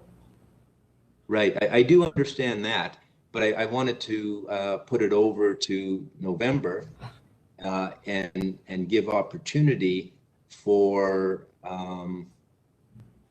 it to be considered after there's fair process, so that the applicant can work on preparing a proper response to this administrative recommendation. Okay, so just to clarify, I think CAO, are you saying if Director Olbrich moves alternative number 1 to abandon enforcement, which we would then have to vote to put that on the floor or vote it through, then we've already voted to abandon it? Well, I There's don't think nothing- we have to vote. I think we can still defer it before we vote. The purpose of the deferral is to move it to November. Same result either way, I guess, Madam Chair, just atypical. Well, it's a different result because you don't vote for the abandonment or anything else, but what it does is it doesn't conclude the matter today. It simply defers it to November. What motion we make doesn't appear to be relevant to the deferment. The deferment takes it to November, but the purpose of the deferment is to allow the landowner fair opportunity to be properly prepared by that date in November. And indeed, if the objective of compliance is met before that date, it won't come back to the board at all. So I want to give the fair process a chance and give the landowner a chance to get good information, knowledge, and ability to have fair process. So the purpose of the deferment is fair process. The motion, I don't think is relevant on the deferment, but I'm not comfortable making administrative recommendation motion that may taint the process when I don't see yet that may be the motion that I want to make. I want to, so the abandonment motion, abandon enforcement, it's just a motion that we can defeat November 18 should circumstances warrant that result at that time. And then the other motion can be made and enforcement can follow. My goal here is not to decide the matter today. My goal is to get this matter fairly dealt with procedurally, which means the deferral to November. And I do understand if we make the administrative recommendation for enforcement, it may have the same outcome. And the key word there is may. I don't know for sure what will happen between then and November. So if I'm correct, so let's go then ahead. it won't What matter. motion would you like to make, Director Olbrich? Well, I just thought to move it along, I was going to make the first alternative motion Okay. to abandon. as I said, I wanted to speak to it briefly and make a motion to defer it to November 18. Okay, so But of course, I let's, can't speak to the deferment motion until we have one on the table. So I said, okay, let's put the abandonment on the okay, table. let's so I can just speak move to the forward deferment. here. Please, let's move forward. We have a motion by Director Olbrich, alternative number 1, that the RDOS abandon enforcement of the electoral area dezoning bylaw number 2455/2008 against Lot 2, District Lots 2883 and 3147, Plan 9597, except Plan 13984. Is there a seconder? Director Roberts, you're seconding? Thank you. So we have a motion on the floor. And I'll go back to Director Olbrich. You want to speak to that motion? Yes, I did, and I wanted to speak to it. This is a very, very, very interesting file. The landowner is well known in the community and to the staff. She's elderly. She's on the governance committee, been on the previous governance committee. Her daughter lives with her. Her daughter is available, watching, I'm sure, and has been acting to help the mother. This family has owned this property, been on the property since 1933, possibly sooner. They acquired the property as a employee of the railroad, which gave employees first rights to purchase these properties, and they've used it over many decades and now into a third generation of occupancy. The uses, which go back to the 1930s, include compassionate, caring, and assistance to those in need during the Great Depression, helping people who needed food and shelter.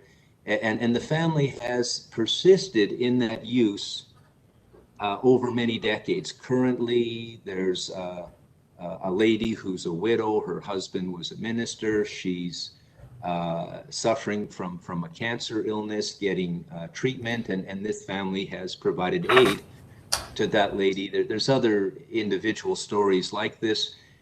The big issues are the question about lawful use and legal non-conforming use, lawful use that was legal at the time, and bylaws have changed.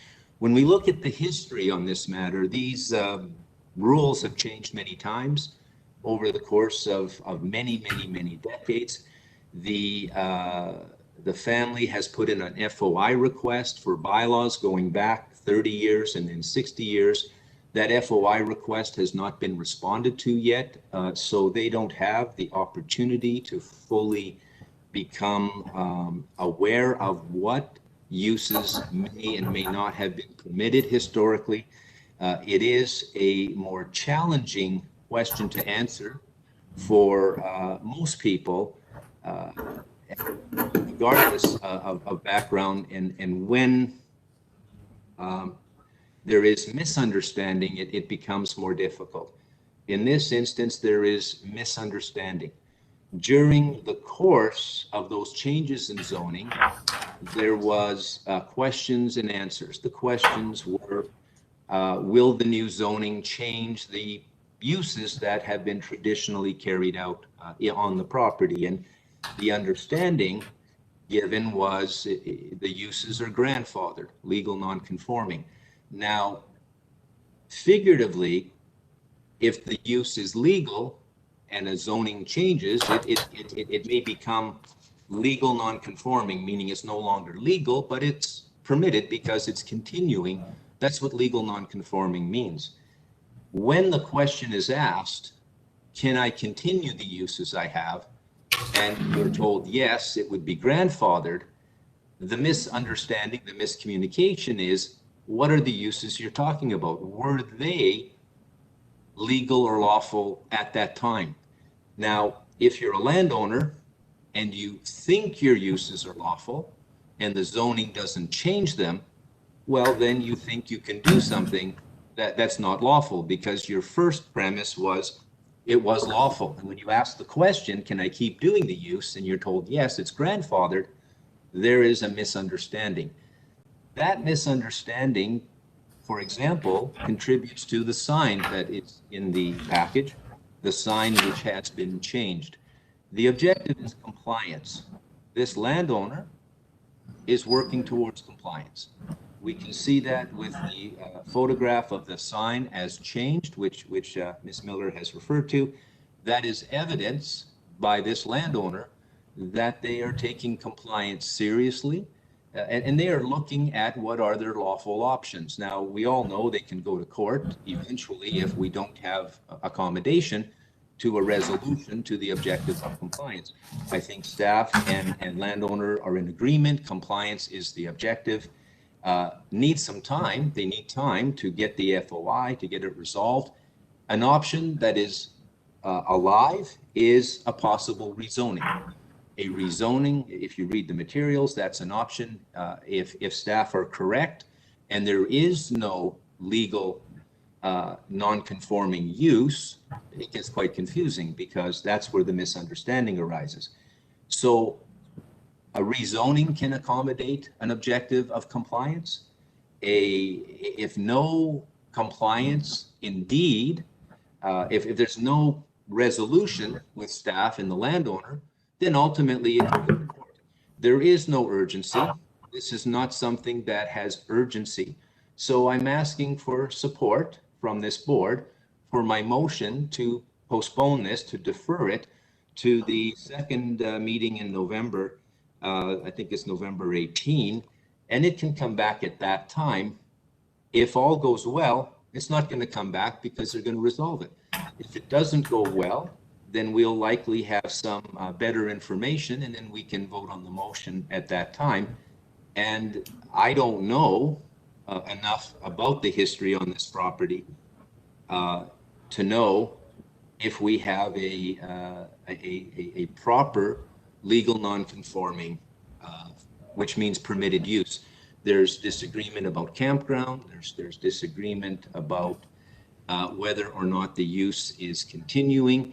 These are questions that deserve answers. But I think in terms of where we're at, I think there's progress because the misunderstanding, indeed, when I spoke with the family in the last few days and I spoke with staff, one of the things that caught my eye and ear is how could staff say there is no legal non-conforming use, and yet the landowner understood staff to have told them there is a legal non-conforming use, or grandfathering, as the colloquial term was applied. And this caused me to wonder, how can they both be right? And the way they're, so I asked the question, because the landowner told me two different staff had told two different things, grandfathering and not, or legal non-conforming and not. So I asked the question, when were you told these things? And the grandfathering came up during the course of the bylaw zoning change. And of course, anybody going through a bylaw zoning change, a reasonable question is this going to change the uses that I have now? And when you're told no, they're grandfathered, that's the moment where the misunderstanding arises. They're grandfathered if they're lawful. They're grandfathered if they're legal. And so if you had a non-lawful use, well, how do you know if it's lawful? You have to go back in time to when the use began to see if it was lawful at that time. And that requires work all the way back to the, in this case, perhaps 1933, when title, I understand, may have first been acquired from the railroad. So that's the reason for the deferral. Give them the time, the reasonable time. There's nobody who can review an FOI request when it hasn't been received back yet. And of course, they don't have that answer back yet. So it's a good faith motion to permit the landowner reasonable time so they can have fair process. And that's my motion to defer to November 18, 2021. Thank you. Okay, thank you. So let's clarify for the board. Right now, the motion on the floor is to abandon enforcement. It is not a negative motion, so therefore we are not calling on the property owner. I do see that Director Bush has his hand up. Go ahead, please. I'll second that motion. So hang on, we have a motion on the floor to abandon enforcement. That was already seconded. It's on the floor. Director Olbrich has referenced his motion to defer, but we don't have that motion on the floor. So is that a motion? I believed I just made the motion and Director Bush seconded, but if I did it incorrectly, I don't mind being corrected. Okay, so could you repeat, Director Olbrich, you're doing a motion to defer to what date? Motion to defer to board meeting November 18, 2021. Okay, thank you. Director Bush, were you seconding that?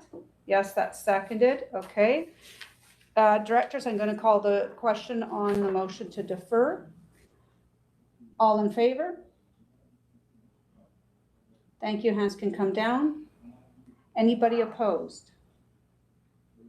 That motion carries. We're going to move on to C, Development Services, Rural Land Use Matters. C1, Zoning Bylaw Amendment in Area F, CAO. Thanks, Madam Chair. We have an application to develop a campground at 5863 Princeton Summerland Road, which is zoned currently as resource area. That campground use used to be a permitted use under resource area, and in a zoning change in 2018, that use was taken out.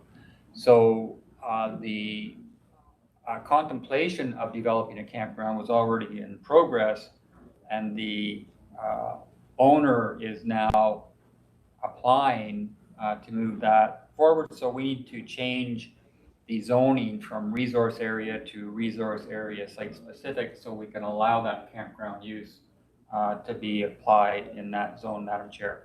So we're recommending that the Area F zoning bylaw be given amendment be given first and second reading, and that appear back before the board on September 23rd for public hearing. Okay, thank you very much. I'm going to go to Director Gettens. Thank you. I'll move the administrative recommendation, please, Chair. Okay, thank you. Is there a seconder? Director Pendergraft is seconding that. Thank you. Any questions or comments on this one? This is a rural vote. I'll call the question. All in favor? Thank you. Hands can come down. Anybody opposed? That motion carries. We'll go to C2, Zoning Bylaw Amendment in Electoral Area F, CAO. Thanks, Madam Chair. So we have an application to allow a thrift store to operate at 2002 West Bench Drive. And the use of the property is currently commercial, and the intended use would fall better under general commercial. In the past, it's been a convenience store. The intent now is to have it as a thrift shop, so that causes a zoning amendment. So we are recommending that the Area F zoning bylaw be amended to allow a thrift store at 2002 West Bench Drive, and that get first and second reading, and then it be referred to Director Gettens to hold a public hearing, which is two separate votes there, Madam Chair. Two separate motions. Okay, thank you. I'm going to go to Director Gettens. Can you clarify the first? You said it's two separate Sorry, votes? say that Is what I again? just? Thank you, Chair. Sorry, I've also got renovations happening in my basement with a jackhammer, so it's a little bit difficult as well. So I just hear the CAO say there's two separate votes here. There's two separate motions. So the first one is a rural vote. The second one is a corporate vote. Okay, and so the first motion here, I'm just seeing the administrative recommendation here, and I see it all as one. So can you just clarify what the first one is, please? Sure. The first one is the first two paragraphs. Okay. So I have a question about this, because I have had, before I make a motion, if I may, I haven't had very much support for this whatsoever. And by moving forward with the first and second reading and then moving to a public hearing, the public hearing process is to let the public know about the decisions the board's making. Is that correct? Like by saying, I'm struggling a little bit with the process when you have a rezoning and there's very little, if any, support whatsoever. Is it worth going to the public hearing? Like, is that the right thing to do on behalf of the proponent? CAO? So the intent of the public hearing is to receive comments from the public. So typically the board would give a bylaw amendment first and second reading, go out, do a number of referrals, and also get comment from the public that are affected, and then it would come back for discussion at third. Okay. Right. I guess I just, And when then- I look at, because go ahead. Well, I was just going to say, and then it can either move forward from there, or it might be voted down at that point by the board based on public feedback or and board direction. Okay. Because there's quite a bit of public feedback already in the package, I guess is what I'm taking a good look at and consideration. But I'll move the administrative recommendation then for the public hearing. Okay, is there a seconder for that? Actually, the motion on the floor would be for the amendment, not the public hearing. Okay, so the first motion is to allow the thrift store to operate, For first and second. yeah, for first and second, and proceed to public hearing. And that the board considers this process as outlined in the report from the Chief Administrative Officer dated September 2nd to be appropriate consultation for the purposes of Section 475 of the Local Government Act. That's the first motion. So Director Okay, Gittens thank you, has Chair. moved that. Yeah, thank you, Director Gittens. So she has moved that. Is there a seconder? Director Pendergraft is seconding that. Are there any questions or concerns with that motion? And this one is a rural vote only. Okay, I'm going to call the question on that. All in favor? Thank you. Hands can come down. Anybody opposed? That motion carries. Now I'll go back to Director Gittens on the next motion. Thank you, Chair. I'll make the administrative recommendation. Okay, so the administrative recommendation moved by Director Gittens is that the holding of the public hearing be delegated to Director Gittens, and that staff will schedule a date, time, and place of that public hearing with Director Gittens and give notice to the public in accordance with the Local Government Act. Is there a seconder for that? Director Sentis, thank you very much. Any questions or concerns? This is a corporate vote. I'll call the question. All in favor? Anybody opposed? That motion carries. Thank you. We're going to go to C3, Development Variance Permit Application 1100 Summer Creek Road in Area H, CAO. So this is an application to vary the subdivision bylaw, Madam Chair. The board will recall that we had a recent amendment to the subdivision bylaw that exempted parcels over 20 hectares from approving water. And that was based on the fact just on the size of parcel, and that 20 acres or hectares is when it becomes a resource area. So we've had the application for subdivision that came in, got referred over to us, and the applicant wants to create two parcels out of a 21 hectare parcel, and one parcel then would be around 8 hectares. So, I mean, this is subjective to start with as to how big should a parcel be before they have to prove water. We've attached it to the 20 hectares. In this case, what the applicant is saying is that, well,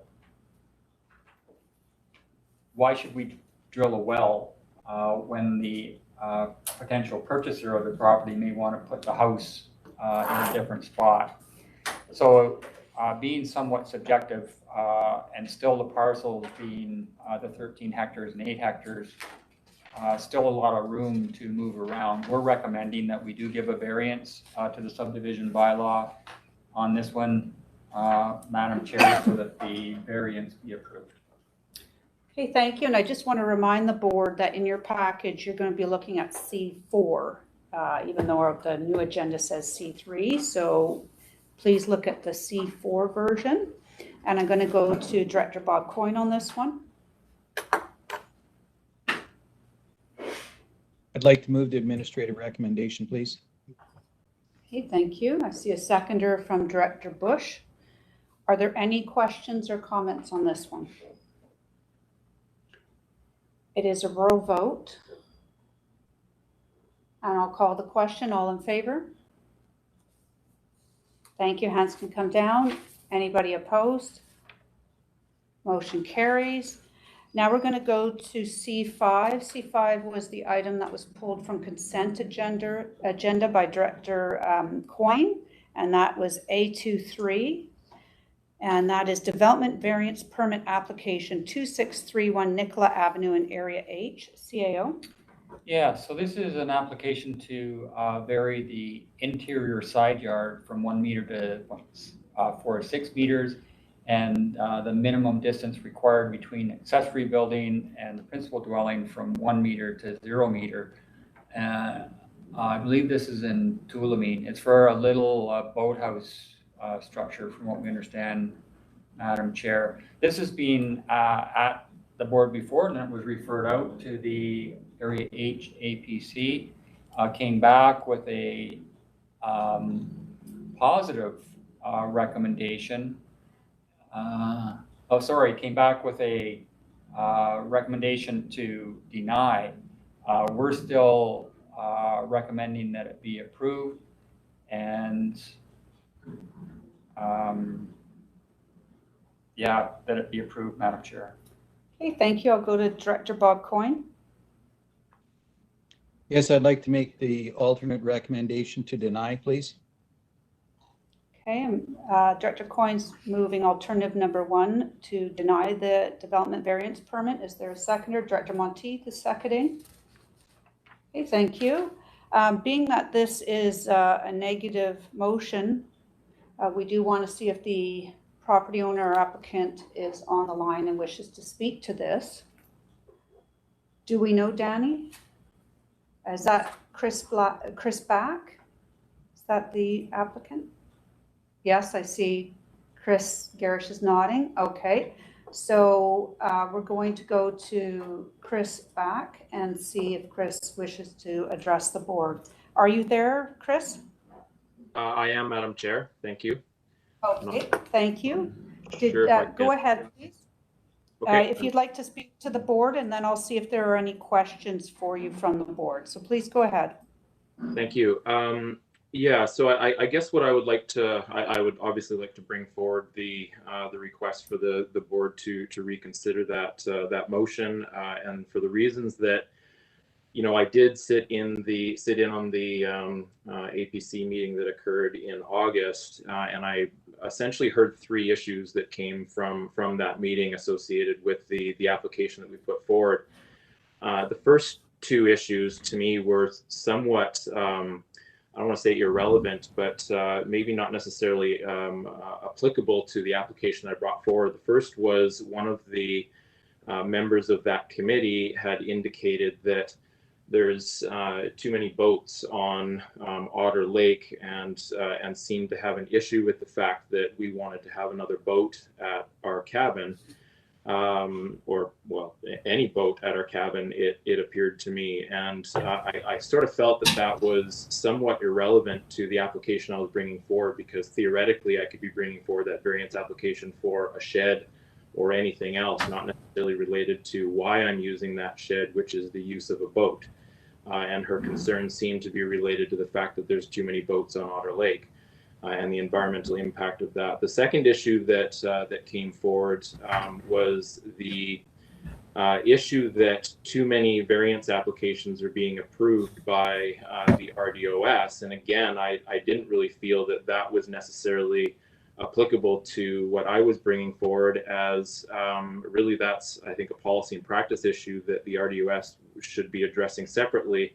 And I'm not sure that my application should necessarily be the one that is used to be making that decision. I think the decision should be made based on the merits of what I'm bringing forward in that application. The third issue, which I actually thought was the most relevant, was the fact that by creating that structure, there would be potential access and egress issues to the backyard in the case of a fire. And I wanted to, and I do think that is a relevant issue, and I wanted to address the board and indicate that we have given thought to that on a number of different levels. One is that on the north side of the property, which is closest to the lake, there is a small little water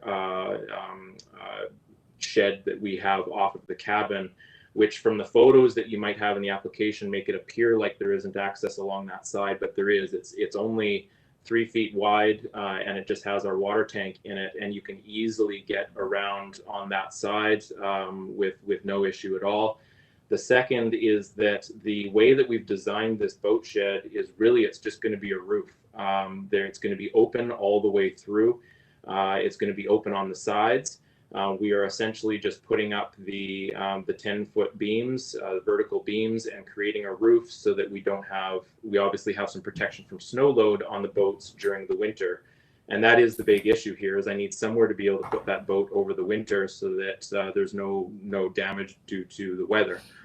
And then third, around fire access, is if you have looked, I assume you've all looked at the application. If you look at the actual property plot, it will show you that the back end of our property comes onto a laneway, and in that right behind that laneway is Colmont Road, which goes at sort of a bit of an angle.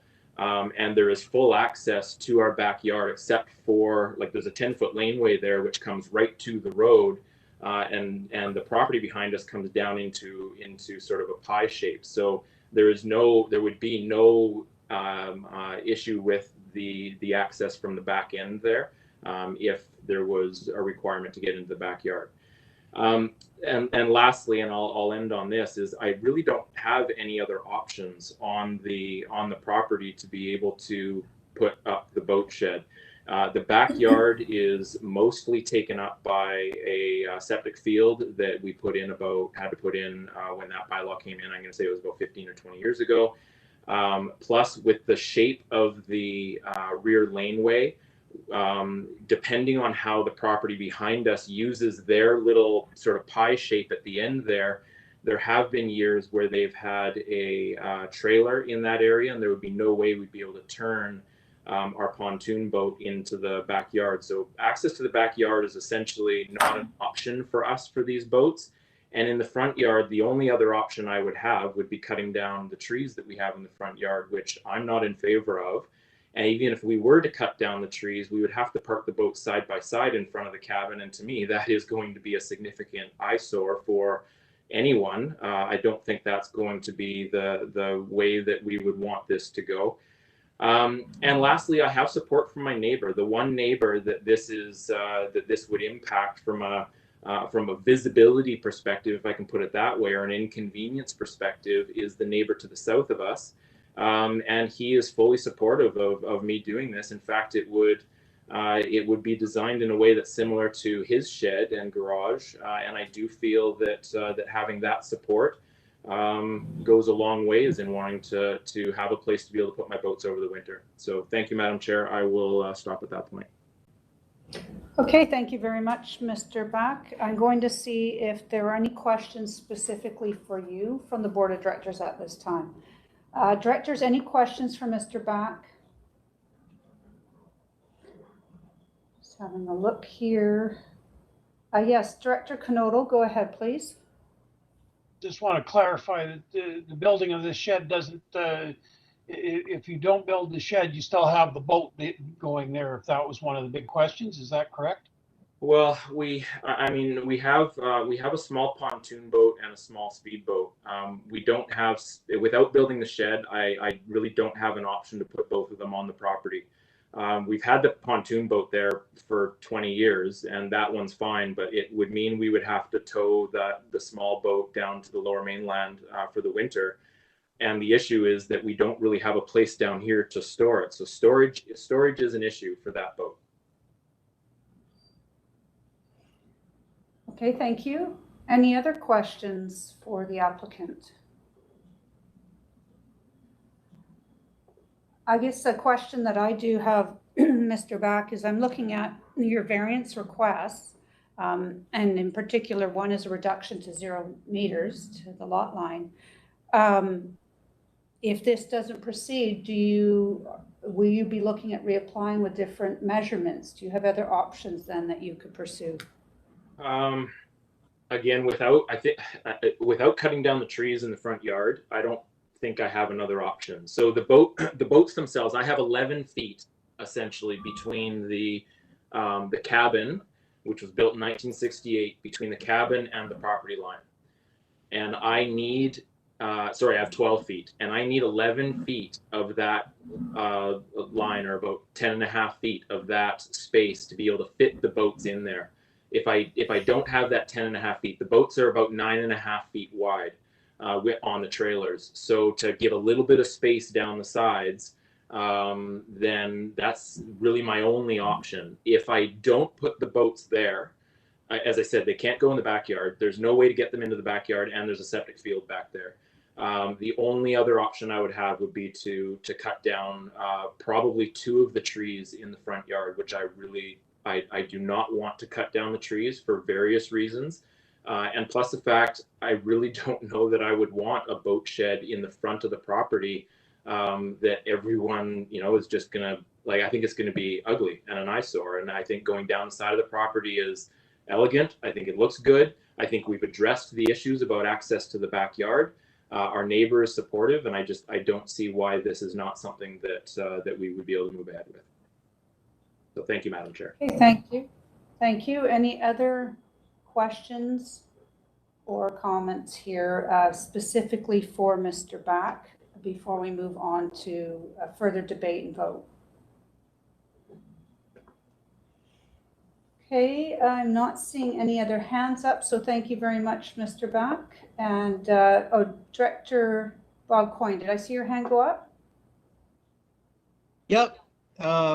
I understand that this is going to be a little bit of an issue for them, the proponent, but to do away with the side setbacks down to 0.5 meter, to me, is just looking for problems down the road. It creates an obstacle for first responders or firemen to get around the house. I realize they can come in from the back, but it's not like Tulameen has a whole bunch of fire trucks. It would either be at the back or it would be at the front. So to get around the side of it to me, is just not a good plan. And, today the neighbors get along very well, but that doesn't mean to say those neighbors are going to be the same neighbors in 5 years or 10 years or whenever. So to do away with side setbacks is just not a good plan. So I honestly believe that this one needs some rethinking. I believe that there are other alternatives that the proponent could come up with, but the present one just doesn't do the community any good as far as I'm concerned. Thank you very much.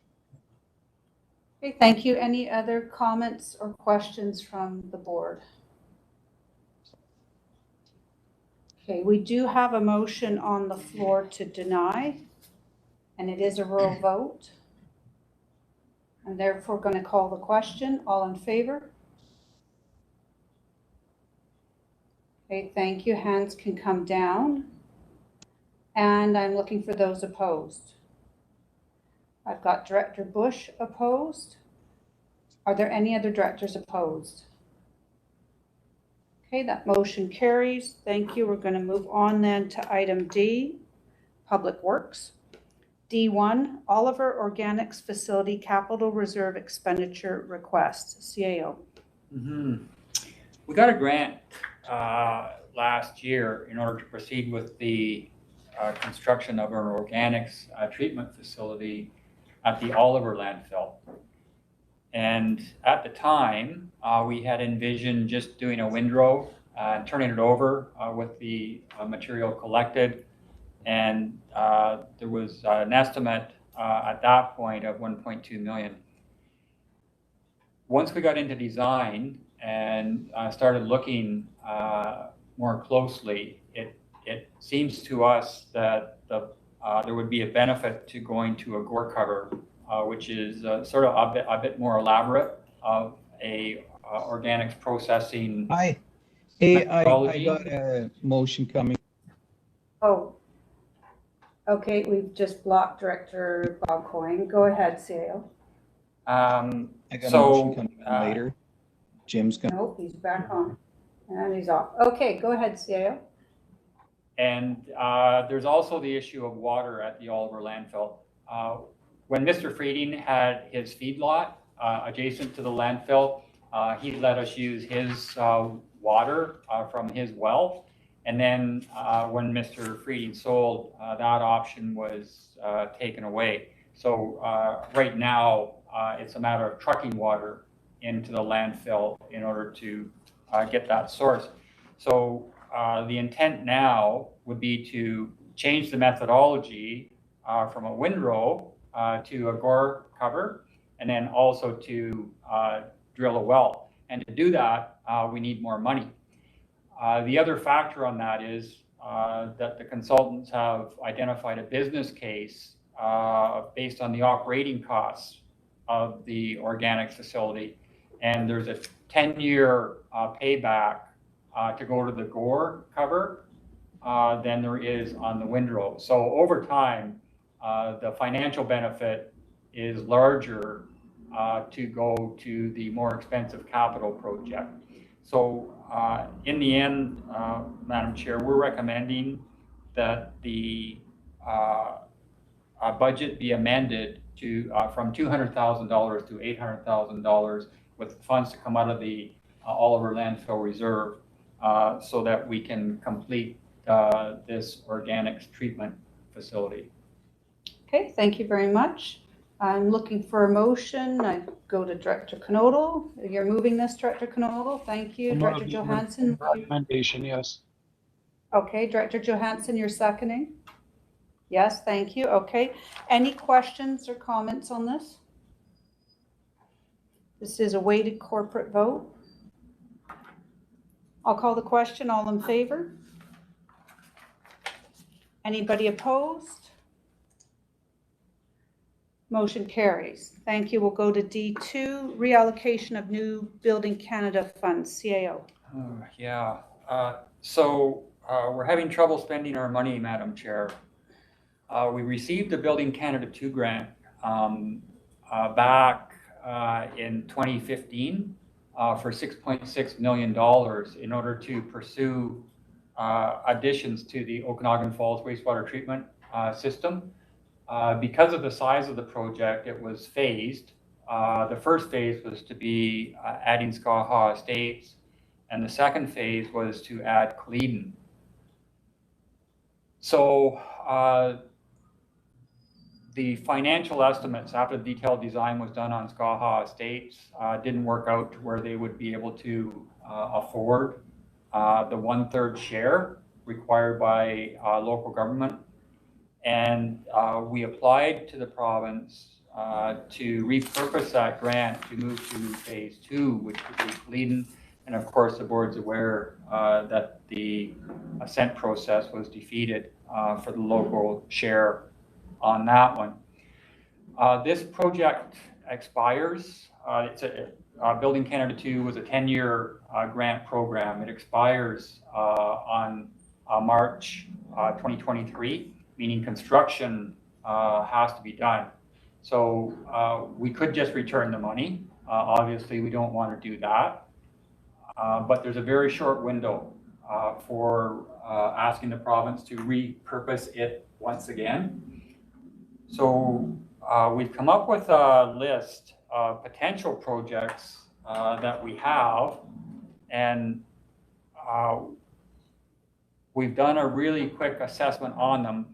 It would seem that the best bet for getting a repurpose on this grant would be to use it for the same type of activity. So it was initially approved for wastewater.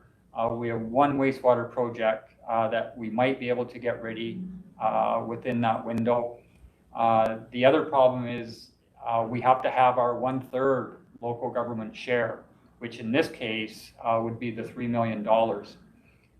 So after looking at the projects, Madam Chair, we're recommending that the board request that the Building Canada 2 grant be repurposed from the Okanagan Falls wastewater treatment system to the Naramata wastewater treatment system. Okay, thank you. I'm looking for a motion from someone on the board. Director Olbrich, are you moving this? No, I'd like to make a different motion, please. Okay, what is your motion? I would like to make a motion to direct staff to do further consideration of options that might be suited to the repurposing. I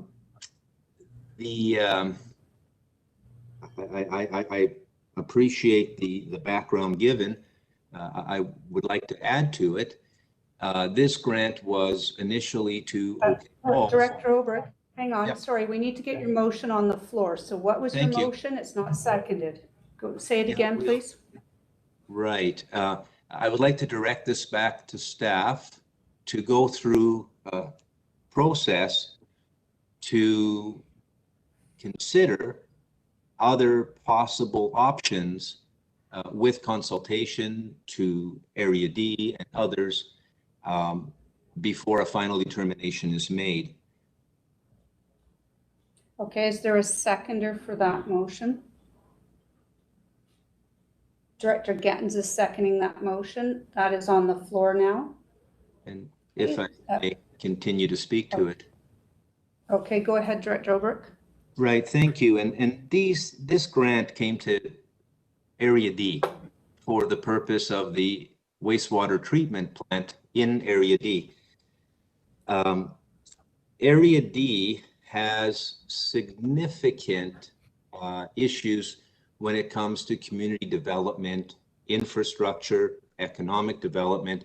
This board is aware of the Economic Development Plan of 2020, which is a guiding document for Area D. Area D is the only electoral area that is a growth area under the Regional Growth Strategy. Area D had an economic development plan or strategy put out in 2012. Then John Powell, Economic Development Coordinator. When we look at this opportunity, when it was repurposed to Kaleden, the phase 2, that was part of the initial purpose, which was the Okanagan Falls wastewater treatment plant. And the repurposing was a good fit. It was part of the original plan. And the fact that the community in Kaleden voted against receiving these monies to that purpose, when that happened, I spoke with staff, Lisa Bloomfield and Jim Zaffino and others. I spoke with our MLA, Rolly Russell. I spoke with Sabrina Monteith as well, our director in Kaleden, and spoke to our interest in Area D to have these monies repurposed for infrastructure in Area D. Now, I only received this report, as we all did, on last Friday's agenda email. I looked at it on Monday. I contacted staff. I contacted community.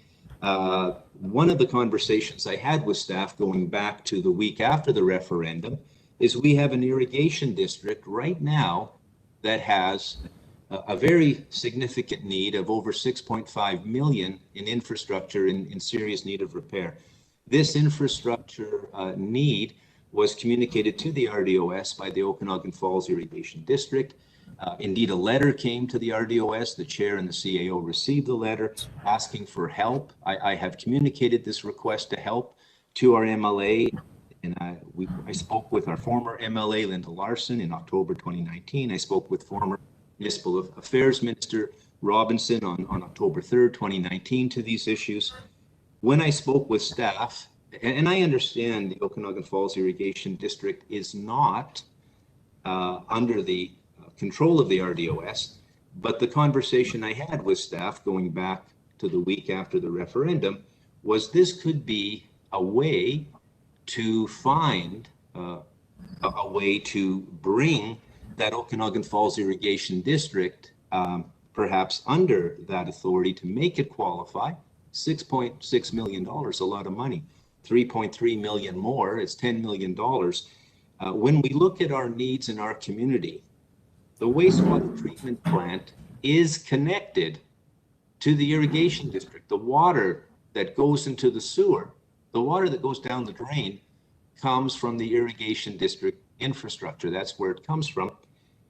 When we look at the support in the community, I have a letter of support from the Okanagan Falls Community Association. I have support from the irrigation district to pursue this. I have support from developers. Robin Ager has 15 and a half acres ready for housing development. The Avery project, the old Weyerhaeuser site, 114 acres. We've approved the rezoning to light industrial. That's going to bring in upwards of $200 to $300 million of development jobs. That's an issue here. Jim Morrison, another fellow, has Wildstone Construction, has had projects in Naramata and elsewhere. Water is an issue for the two properties that he's looking at, the community at large. I'll just read briefly from this letter from the Okanagan Falls Community Association. It came to me this morning at 9:20. It says, Dear Director Obrecht, this will note our support for tabling the current motion to repurpose the new Building Canada Small Communities Fund grant from OK Falls and Kaleden Sewer extension to the Naramata project. We are strongly supportive of these funds being repurposed for uses as originally proposed within Area D. We understand that use elsewhere in the RDOS is preferable to losing the grant altogether, and we appreciate these funds have been repurposed once already. That said, Area D faces a significant infrastructure shortfall that impacts a number of investments in various stages of development process. We would hope that an alternate and satisfactory purpose for these funds could be found within Area D. Thank you for your efforts on behalf of RDOS in general, and more specifically Area D. Please feel free to distribute or read this letter to the RDOS board and sign respectfully, Matt Taylor, Chair.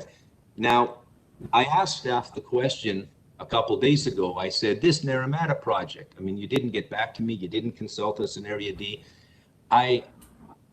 How long has that been in the works? You know, how many months? Staff answered a couple weeks.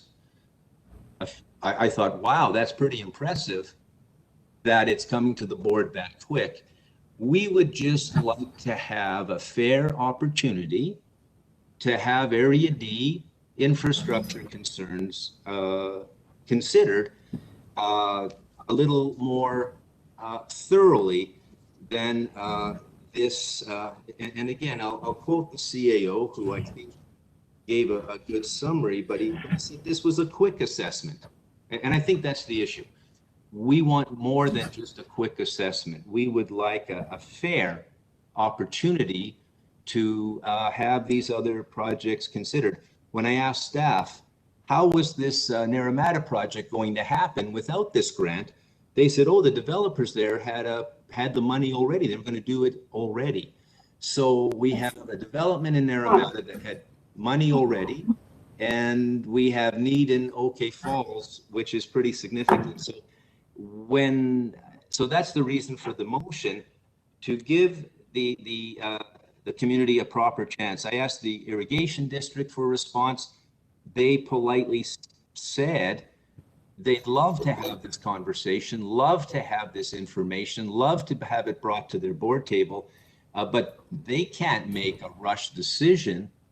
One of the conversations I had with staff was looking at how we can get benefit for all, which would include perhaps the creation of a water advisory commission from the community to replace the board of trustees. I discussed this idea with Linda Larson on Friday, October 18, 2019. I was in Karamias visiting the good director, Manfred Bauer, in his community. This is serious business for OK Falls, and we're not wanting to cause harm to anybody else. We're just asking for the board's support to give OK Falls a chance, and maybe there's others around the table who might have an infrastructure project, and maybe this could be repurposed. I've spoken with Rolly Russell about this in June in person in a meeting. I spoke to him on Monday. He's our MLA. He's the parliamentary secretary for economic, for rural economic development. That's us.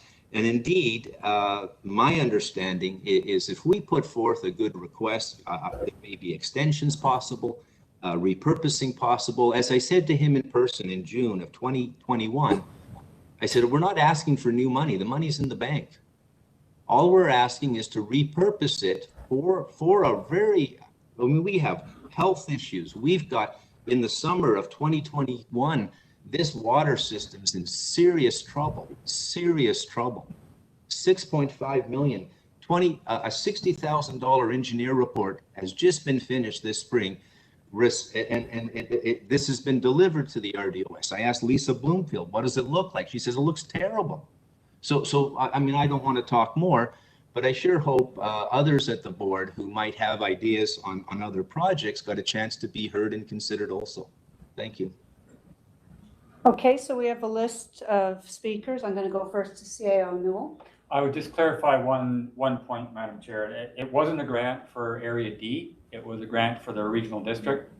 It was around the board table that the board back, and I'm stretching here, I believe it was back in 2013, 14, somewhere in that area, that identified a number of variables that they would use in order to rate the various projects that might be available.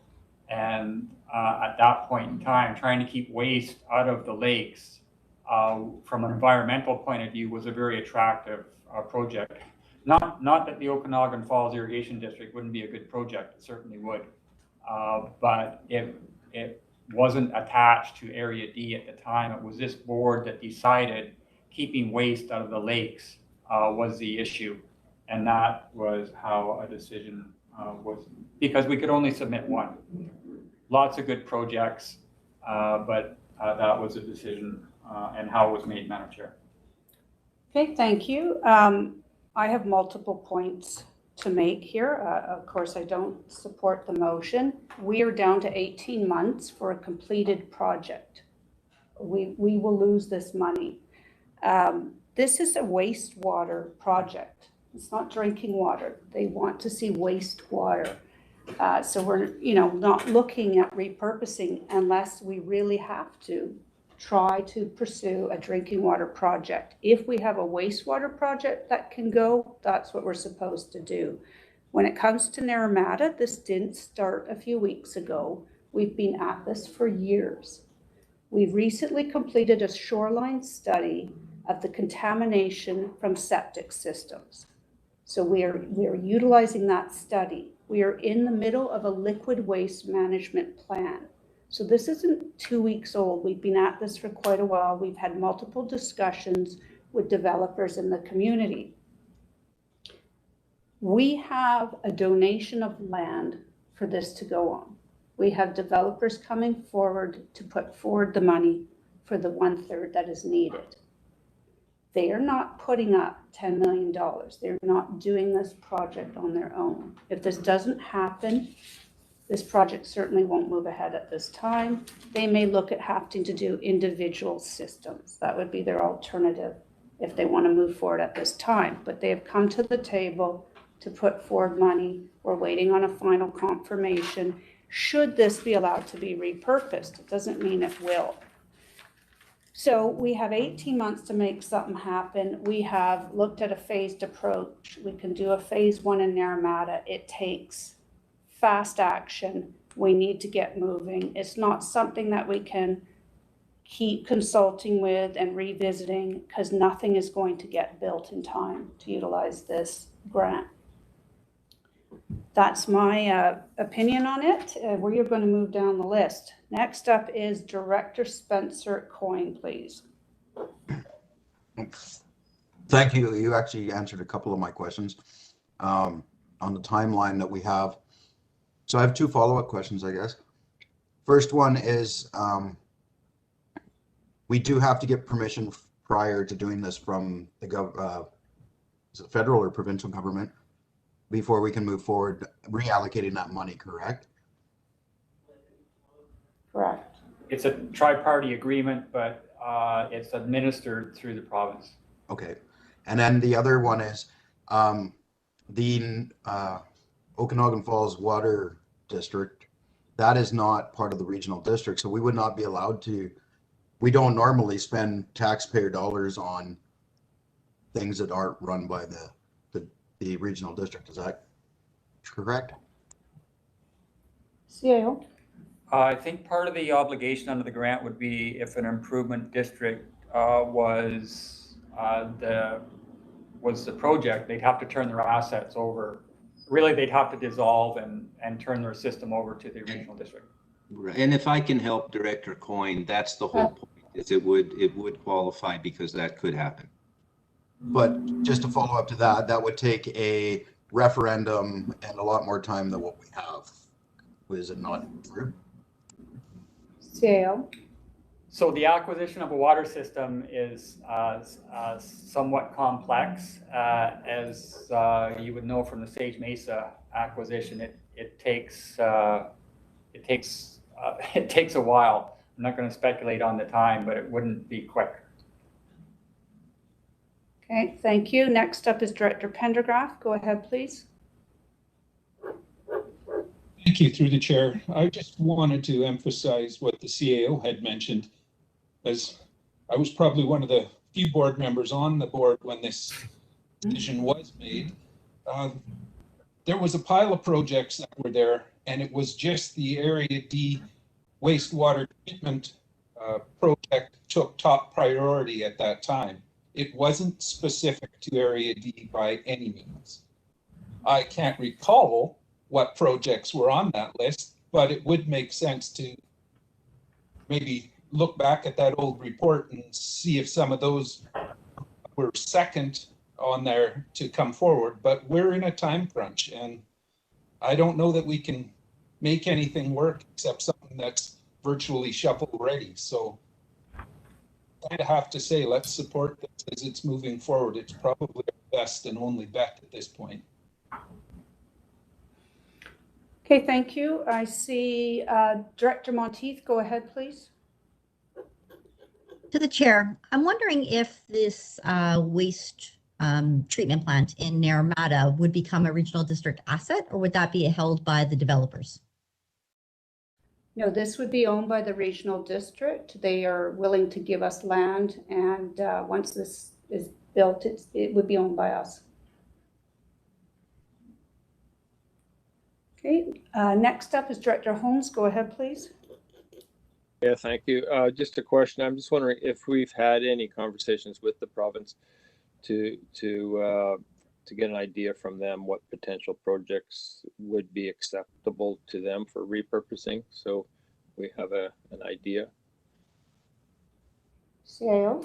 Basically, the principles that were in that report, we have had discussions with the province, and they indicated that they would consider an application to repurpose a second time, but that they'd be looking for something similar to the initial grant. This is not a new grant application. This project is closed. This is a repurposing of a previously approved application. So they said it should be close, and you'd have to meet all the conditions, and you'd have to be done by March 2023. Just to follow up, so we didn't give any of the potential specific projects saying would this be acceptable or not? CAO? I think we ran various projects by them. They're not going to render an opinion until we get an application in. So we need a board resolution first. Yeah. Before we can do that. Okay, thank you. Director Obert, go ahead, please.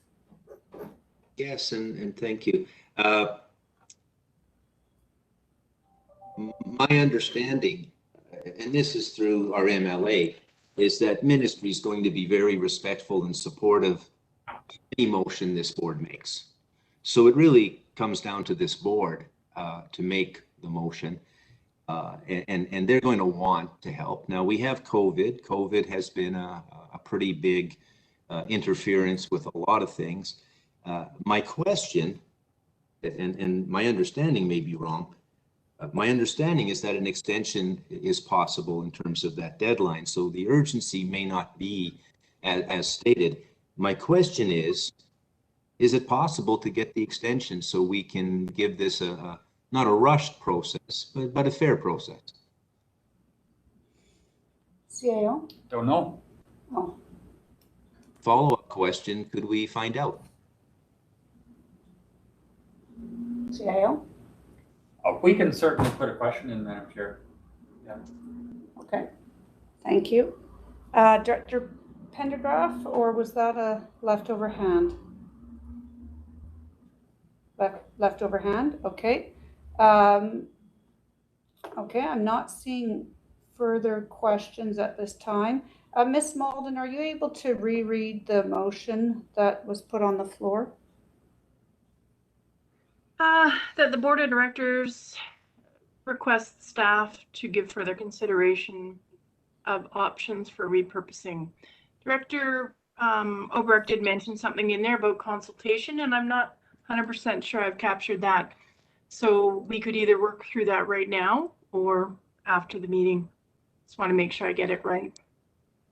So further, sorry, was it further consultation, review and consultation that you were asking for, Director Obrecht, in your motion? Yes, you know, we would sure like an opportunity to be part of that process, to be consulted, to have our projects considered. This has been quite rushed. I mean, I only saw the report first time on Monday, and you know, community members are very much interested in. Okay, hang on, Director Obrecht, we're just clarifying the motion right now. Oh, sure. So could you Does read that clarify it for you? I hope so, Miss. Hang on, please. Miss Malden, please read that out now. That the board directs staff to give further consideration of options for repurposing.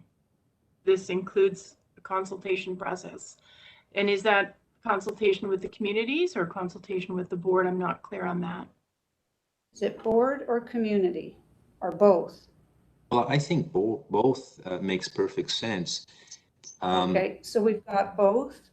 I've got Director Gittins' hand up. You had seconded the motion. Is this what you were seconding, Director Gittins? Are you comfortable with that? Sorry, that's not why I have my hand up. Yeah, I'm fine with that. I'll second that. Okay. Okay, so that's the motion on the floor. CAO Newell, go ahead, please. So Ms. Bloomfield was just advised that she did ask that question and that they have said there will be no extensions. Okay, thank you for that clarification. Director Sentis, go ahead, please. Thank you, Madam Chair.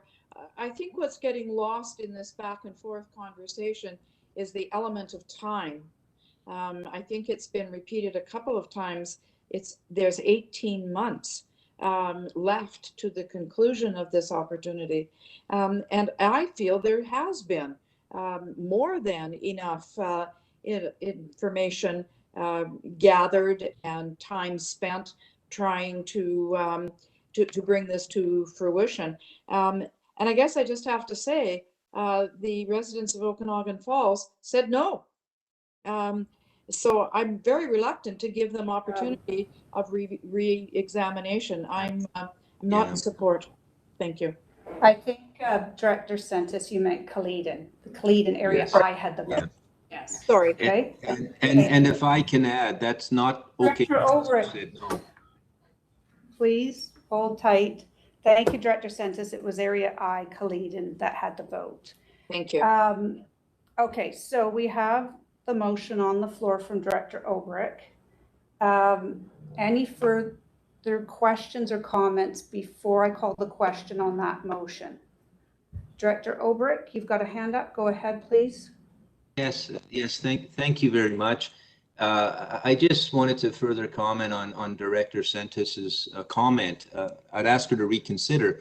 because it wasn't OK Fall that said no. And that's real important. That's real important. And if that's why you're making your decision, I would just ask you, please reconsider, because that's not what happened. Thank you very much. Thank you.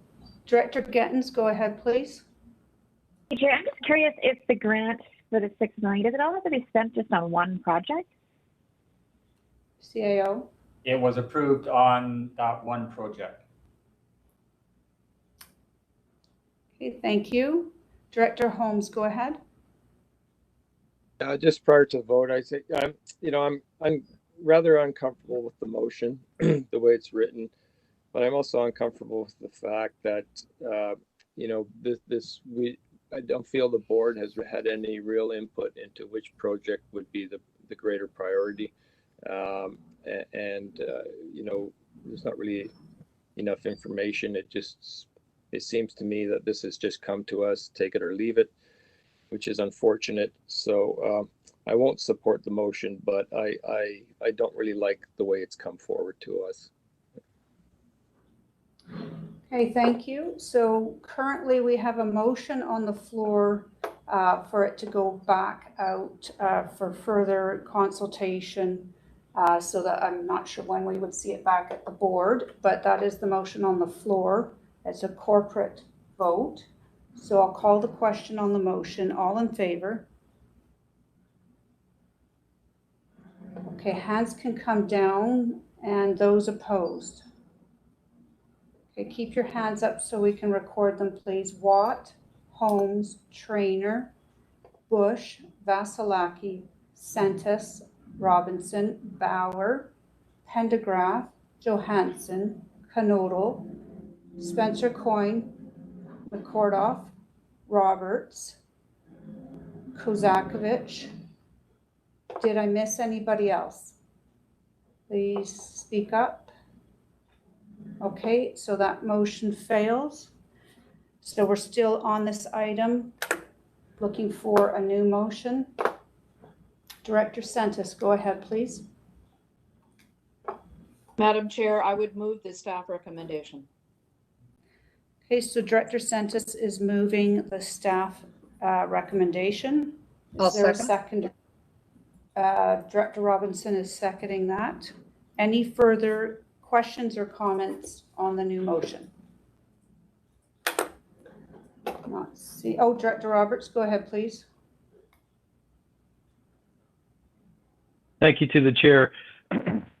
So again, going back over what we heard from CAO Newell, I'm assuming that a process was thorough and that this is the only one that would fit within the timeline. Were there any other projects that were kind of looked at and Naramata was just came across on top because it was so closer to shovel ready?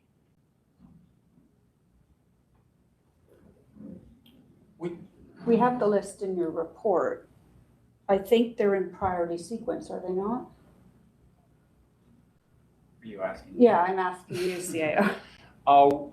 We keep a list of potential projects so that when grants do become available, we have something to bring forward to the board. This one on repurposing this Building Canada 2 grant, just because we have some extra considerations. Certainly time is a determining factor on this. We think that the Naramata wastewater system has the best chance of getting repurposed and of getting completed within that timeline. None of the other ones that we saw, we thought would meet either the timeline or the local government contribution, that third of the grant. So that was the basis for our recommendation. Okay, thank you, Director Roberts. Well, I just follow up. Sorry, part of my problem was just that I'm not able to refer back to it because I wasn't able to get it on my agenda package. I see. Okay, thank you for that. Okay, we have a motion on the floor. I'm not seeing other hands up. Again, it's a corporate vote. I'll call the question. All in favor? Hands can come down. And those opposed? Opposed is Director Holmes, Director Olbrich, Director Gettins, Director Monteith. Have I missed anybody? Okay, motion carries. Thank you. We'll move on to E, Legislative Services. E1, Oliver and District Arena Loan Authorization Bylaw number 2844-2019, CAO. So we had this at the board a few weeks ago as well, Madam Chair. This was for the Oliver and District Arena. We did change the SLP to a service. At the same meeting, we had on the loan authorization bylaw for reconsideration because we had initially applied for a grant. Hadn't received notice of the grant at that point in time. So because of the urgency of the project, we were going to bring forward the loan authorization bylaw based on what we would need to proceed without a grant. In the meantime, we've had other information, and after further consideration, what we're doing now is, yes, we're bringing back the borrowing bylaw at third reading to have that rescinded so that we can adjust the amount that we want to go out for from 900,000 down to 400,000, and then reread that bylaw at third as amended, and then go out for the alternative approval process, and then set the deadline for responses on that at December 6th, 2021, and get the response form approved and set the numbers for rejection. So the total number of eligible electors for C and Oliver would be 7541, meaning that the 10% to defeat that AAP would be 754. So we're recommending that, Madam Chair. Okay, thank you. So in your package, you can see a pretty lengthy administrative recommendation that can be moved together as a block. I'll go to Director Knodel on this. So move the administrative recommendations, please. Okay, thank you. And Director Johansson, you're seconding? Great, thank you. Are there any questions or concerns with this? This is a weighted corporate vote. I'll call the question then. All in favor? Thank you. Hands can come down. Anybody opposed? Motion carries. Then we're going to go on to, let's see, did I miss one? That was E1, okay. Now we're going to move on to CAO update. F1, verbal update.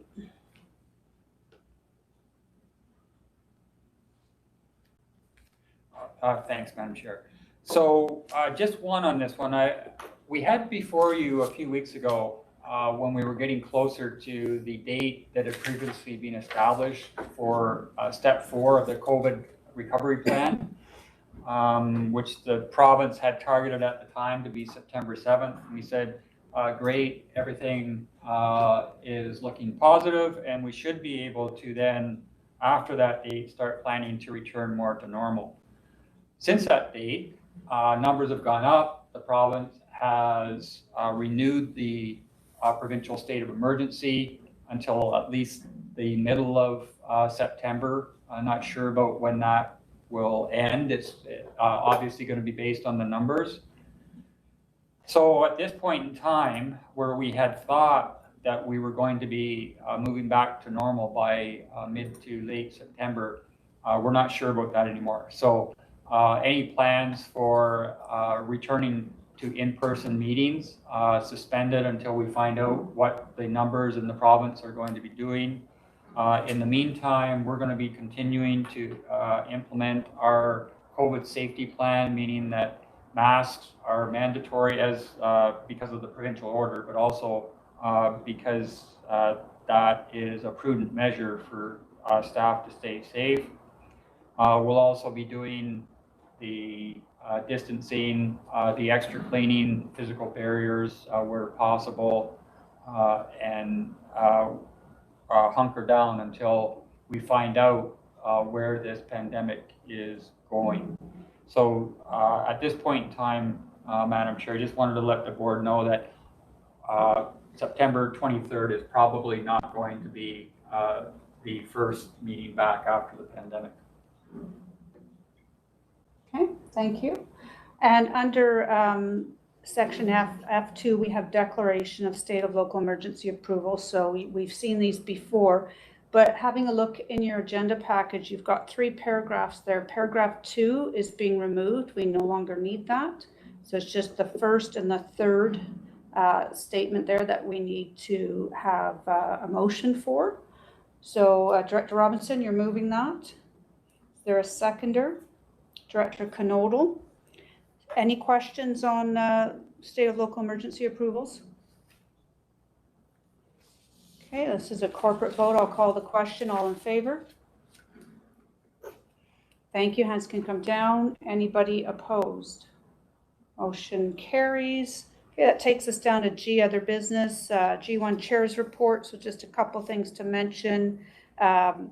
We do have some meeting approvals that have come in from the ministry for our UBCM request.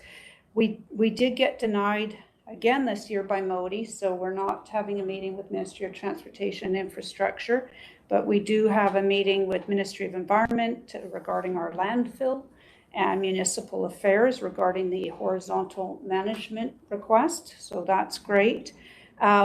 Just to note that the folks on the call-in list are limited, so there's usually 3 or 4 of us.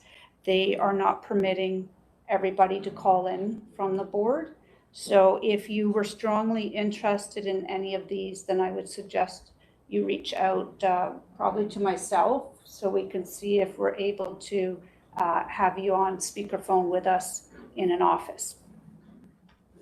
And also just from a SILGA perspective, we had a meeting on August 25th and SILGA put in for 2 meeting requests and we were granted both of those. So we've got a meeting with Municipal Affairs regarding infrastructure funding, and we also have a meeting with Ministry of Mental Health and Addictions regarding detox, treatment beds and sobering centers. So hopefully we'll have some good information to report out after SILGA has those ministry meetings. That's everything from me. We've got G2, which is director's motions, and we do have a motion here, G2.1 from Director Gettens. It was a motion last time. So that motion reads that staff bring forward amendment recommendations to the APC bylaws to address non-attendance by APC members be referred to administration for analysis of the feasibility, legislative compliance, and budget impacts. So I'm going to go to Director Gettens to see if she would like to move that motion. I'd like to move it. Thanks, Chair. Okay, thank you. Is there a seconder for this? Director Olbrich is seconding that motion. Are there any questions or comments on this motion? Okay, I'm not seeing any. So therefore I will call the question. All in favor? Thank you. Hands can come down. Anybody opposed? Okay, that motion carries. And now I'm going to ask if any directors have a notice of motion to put forward. Director Knodel, go ahead, please. I'm not sure that this requires a notice of motion or just a staff direction, but we've had an awful lot of firefighters come from outside of Canada and outside of our area. And I'd look to put together a presentation package for the ones before they were going back, and we didn't have enough time. And I'm just thinking that perhaps we should be looking at doing this in advance for these visiting firefighters in way of appreciation. Without them, we'd be in serious trouble. So basically what I'm saying is a little bit of swag from the RDOS areas, a letter of, or no, a letter of recommendation for each of them. If they're foreign, and I'd like to take a page from my American friends and hand out some Canadian flags too, just to be proud of our country. We don't seem to do enough of that. But I'm not sure if this needs a motion or whether it'd be a staff direction. I'll look to you guys for direction on that, please. Okay, thank you for that, Director Knodel. CAO, I don't know that we need a motion. It's just, is it something that we could look into, and would we bring it to the board for discussion? Yeah, probably to committee, Madam Chair. It's not that I'm opposed. We don't have a relationship with the firefighters. They're retained through the province. So BC Wildfire, I'm not sure they'd give us a list of the individual names or characteristics of those responding. And I'm not sure that we actually have anything to give out. So we'd have to bring that back in order to have that discussion. Right. We used to have toques. I'm not so sure they'd want toques, but I think, is it something for the firefighters. Probably hot enough as it is, right?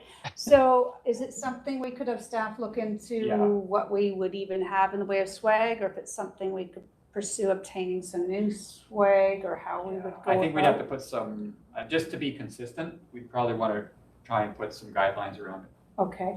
Would you like that to be in a motion, or are we okay to? No, we'll do that. We're okay with that then, Director Knodel. Thank you. Thank you much, Lee. Did anybody? Yeah, thank you. Anybody else have a notice of motion to present today? Okay, I'm not seeing anything further. That takes us to G3, which is board members' verbal updates. Did anybody have an update from their community today? Director Holmes, go ahead, please. Yeah, I just wanted to let the board know that amongst the confirmed provincial cabinet minister meetings Summerland has with at UBCM is with a joint meeting with the Minister of Agriculture and the Minister of Economic Recovery and Innovation regarding the Okanagan Food and Innovation Hub, which was presented to the board a month or so ago. So we'll be asking for continued provincial support to get that off the ground, and I'll certainly let everybody know what comes out of that. Okay, great. Thank you very much, Director Holmes. I'll go to Director Roberts now. Go ahead, please. Thank you to the chair.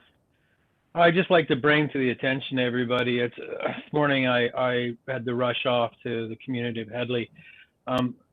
Something that, we've spent time going through our bylaw process. We've cleaned up properties, and we're right now looking at a process that Mr. Reeder's working really hard on, trying to create a formal relationship with Flinro, Modi, RCMP, dealing with a massive amount of issues or items being pushed up into Crown Land. And early this morning, I got a panic call because someone tried to stop someone else from pushing more garbage up into Crown Land in an area that we actually just spent tens of thousands of dollars at the RDOS cleanup has been pushing back, and it's all of a sudden put people at risk because they're trying to take things at their own hands, because they're not getting satisfactory support from the jurisdictions that are involved in the calls that they're making. And it was a pretty serious situation I was involved in this morning. And again, it just highlights that stuff in regards to horizontal working together with other jurisdictions and ministries. It's getting pretty scary out there. And we've had staff, we've got videos, we've got license plates taken, all these things, and nothing still happens out in our rural areas. And it's quite frustrating as an electoral area director to have so little support. I was able to send further information to Mr. Reeder today in regards to today's situation, and the response he got back from conservation officer was just inappropriate. And I'm going to keep on digging, but just wanted to highlight that because it's becoming very fatiguing to deal with, and it's now putting other people in jeopardy. But thanks. That's the update. Unfortunately, it's not a nice one. Okay, thank you very much for that, Director Roberts. And Director Sentis, go ahead, please. Thank you very much, Chair. I'd just like to apologize to the board for my mistaken comment in an earlier motion. I still support the way that I voted, but I do apologize for my misunderstanding. Thank you. Oh, thank you very much for that, Director Sentis. Appreciate it. Anybody else with an update from their community today? Okay, I'm not seeing anybody else. That being said, we have our next meeting is on September 23rd, so a little bit of a longer stretch because of UBCM in between. So we'll, of course, provide an update as to where things stand, whether we might see more people back in the boardroom on the 23rd or whether we won't, whether we'll be still in this process or not. But look forward to seeing everybody hopefully on different UBCM Zoom meetings, or WebEx meetings, and resolutions. So that being said, I'm looking for a motion to adjourn today's board meeting. Moved by Director Knodel, seconded by Director Roberts. All in favor? Thank you. Anybody opposed? Motion carries. Thanks very much, everybody. Have an excellent evening.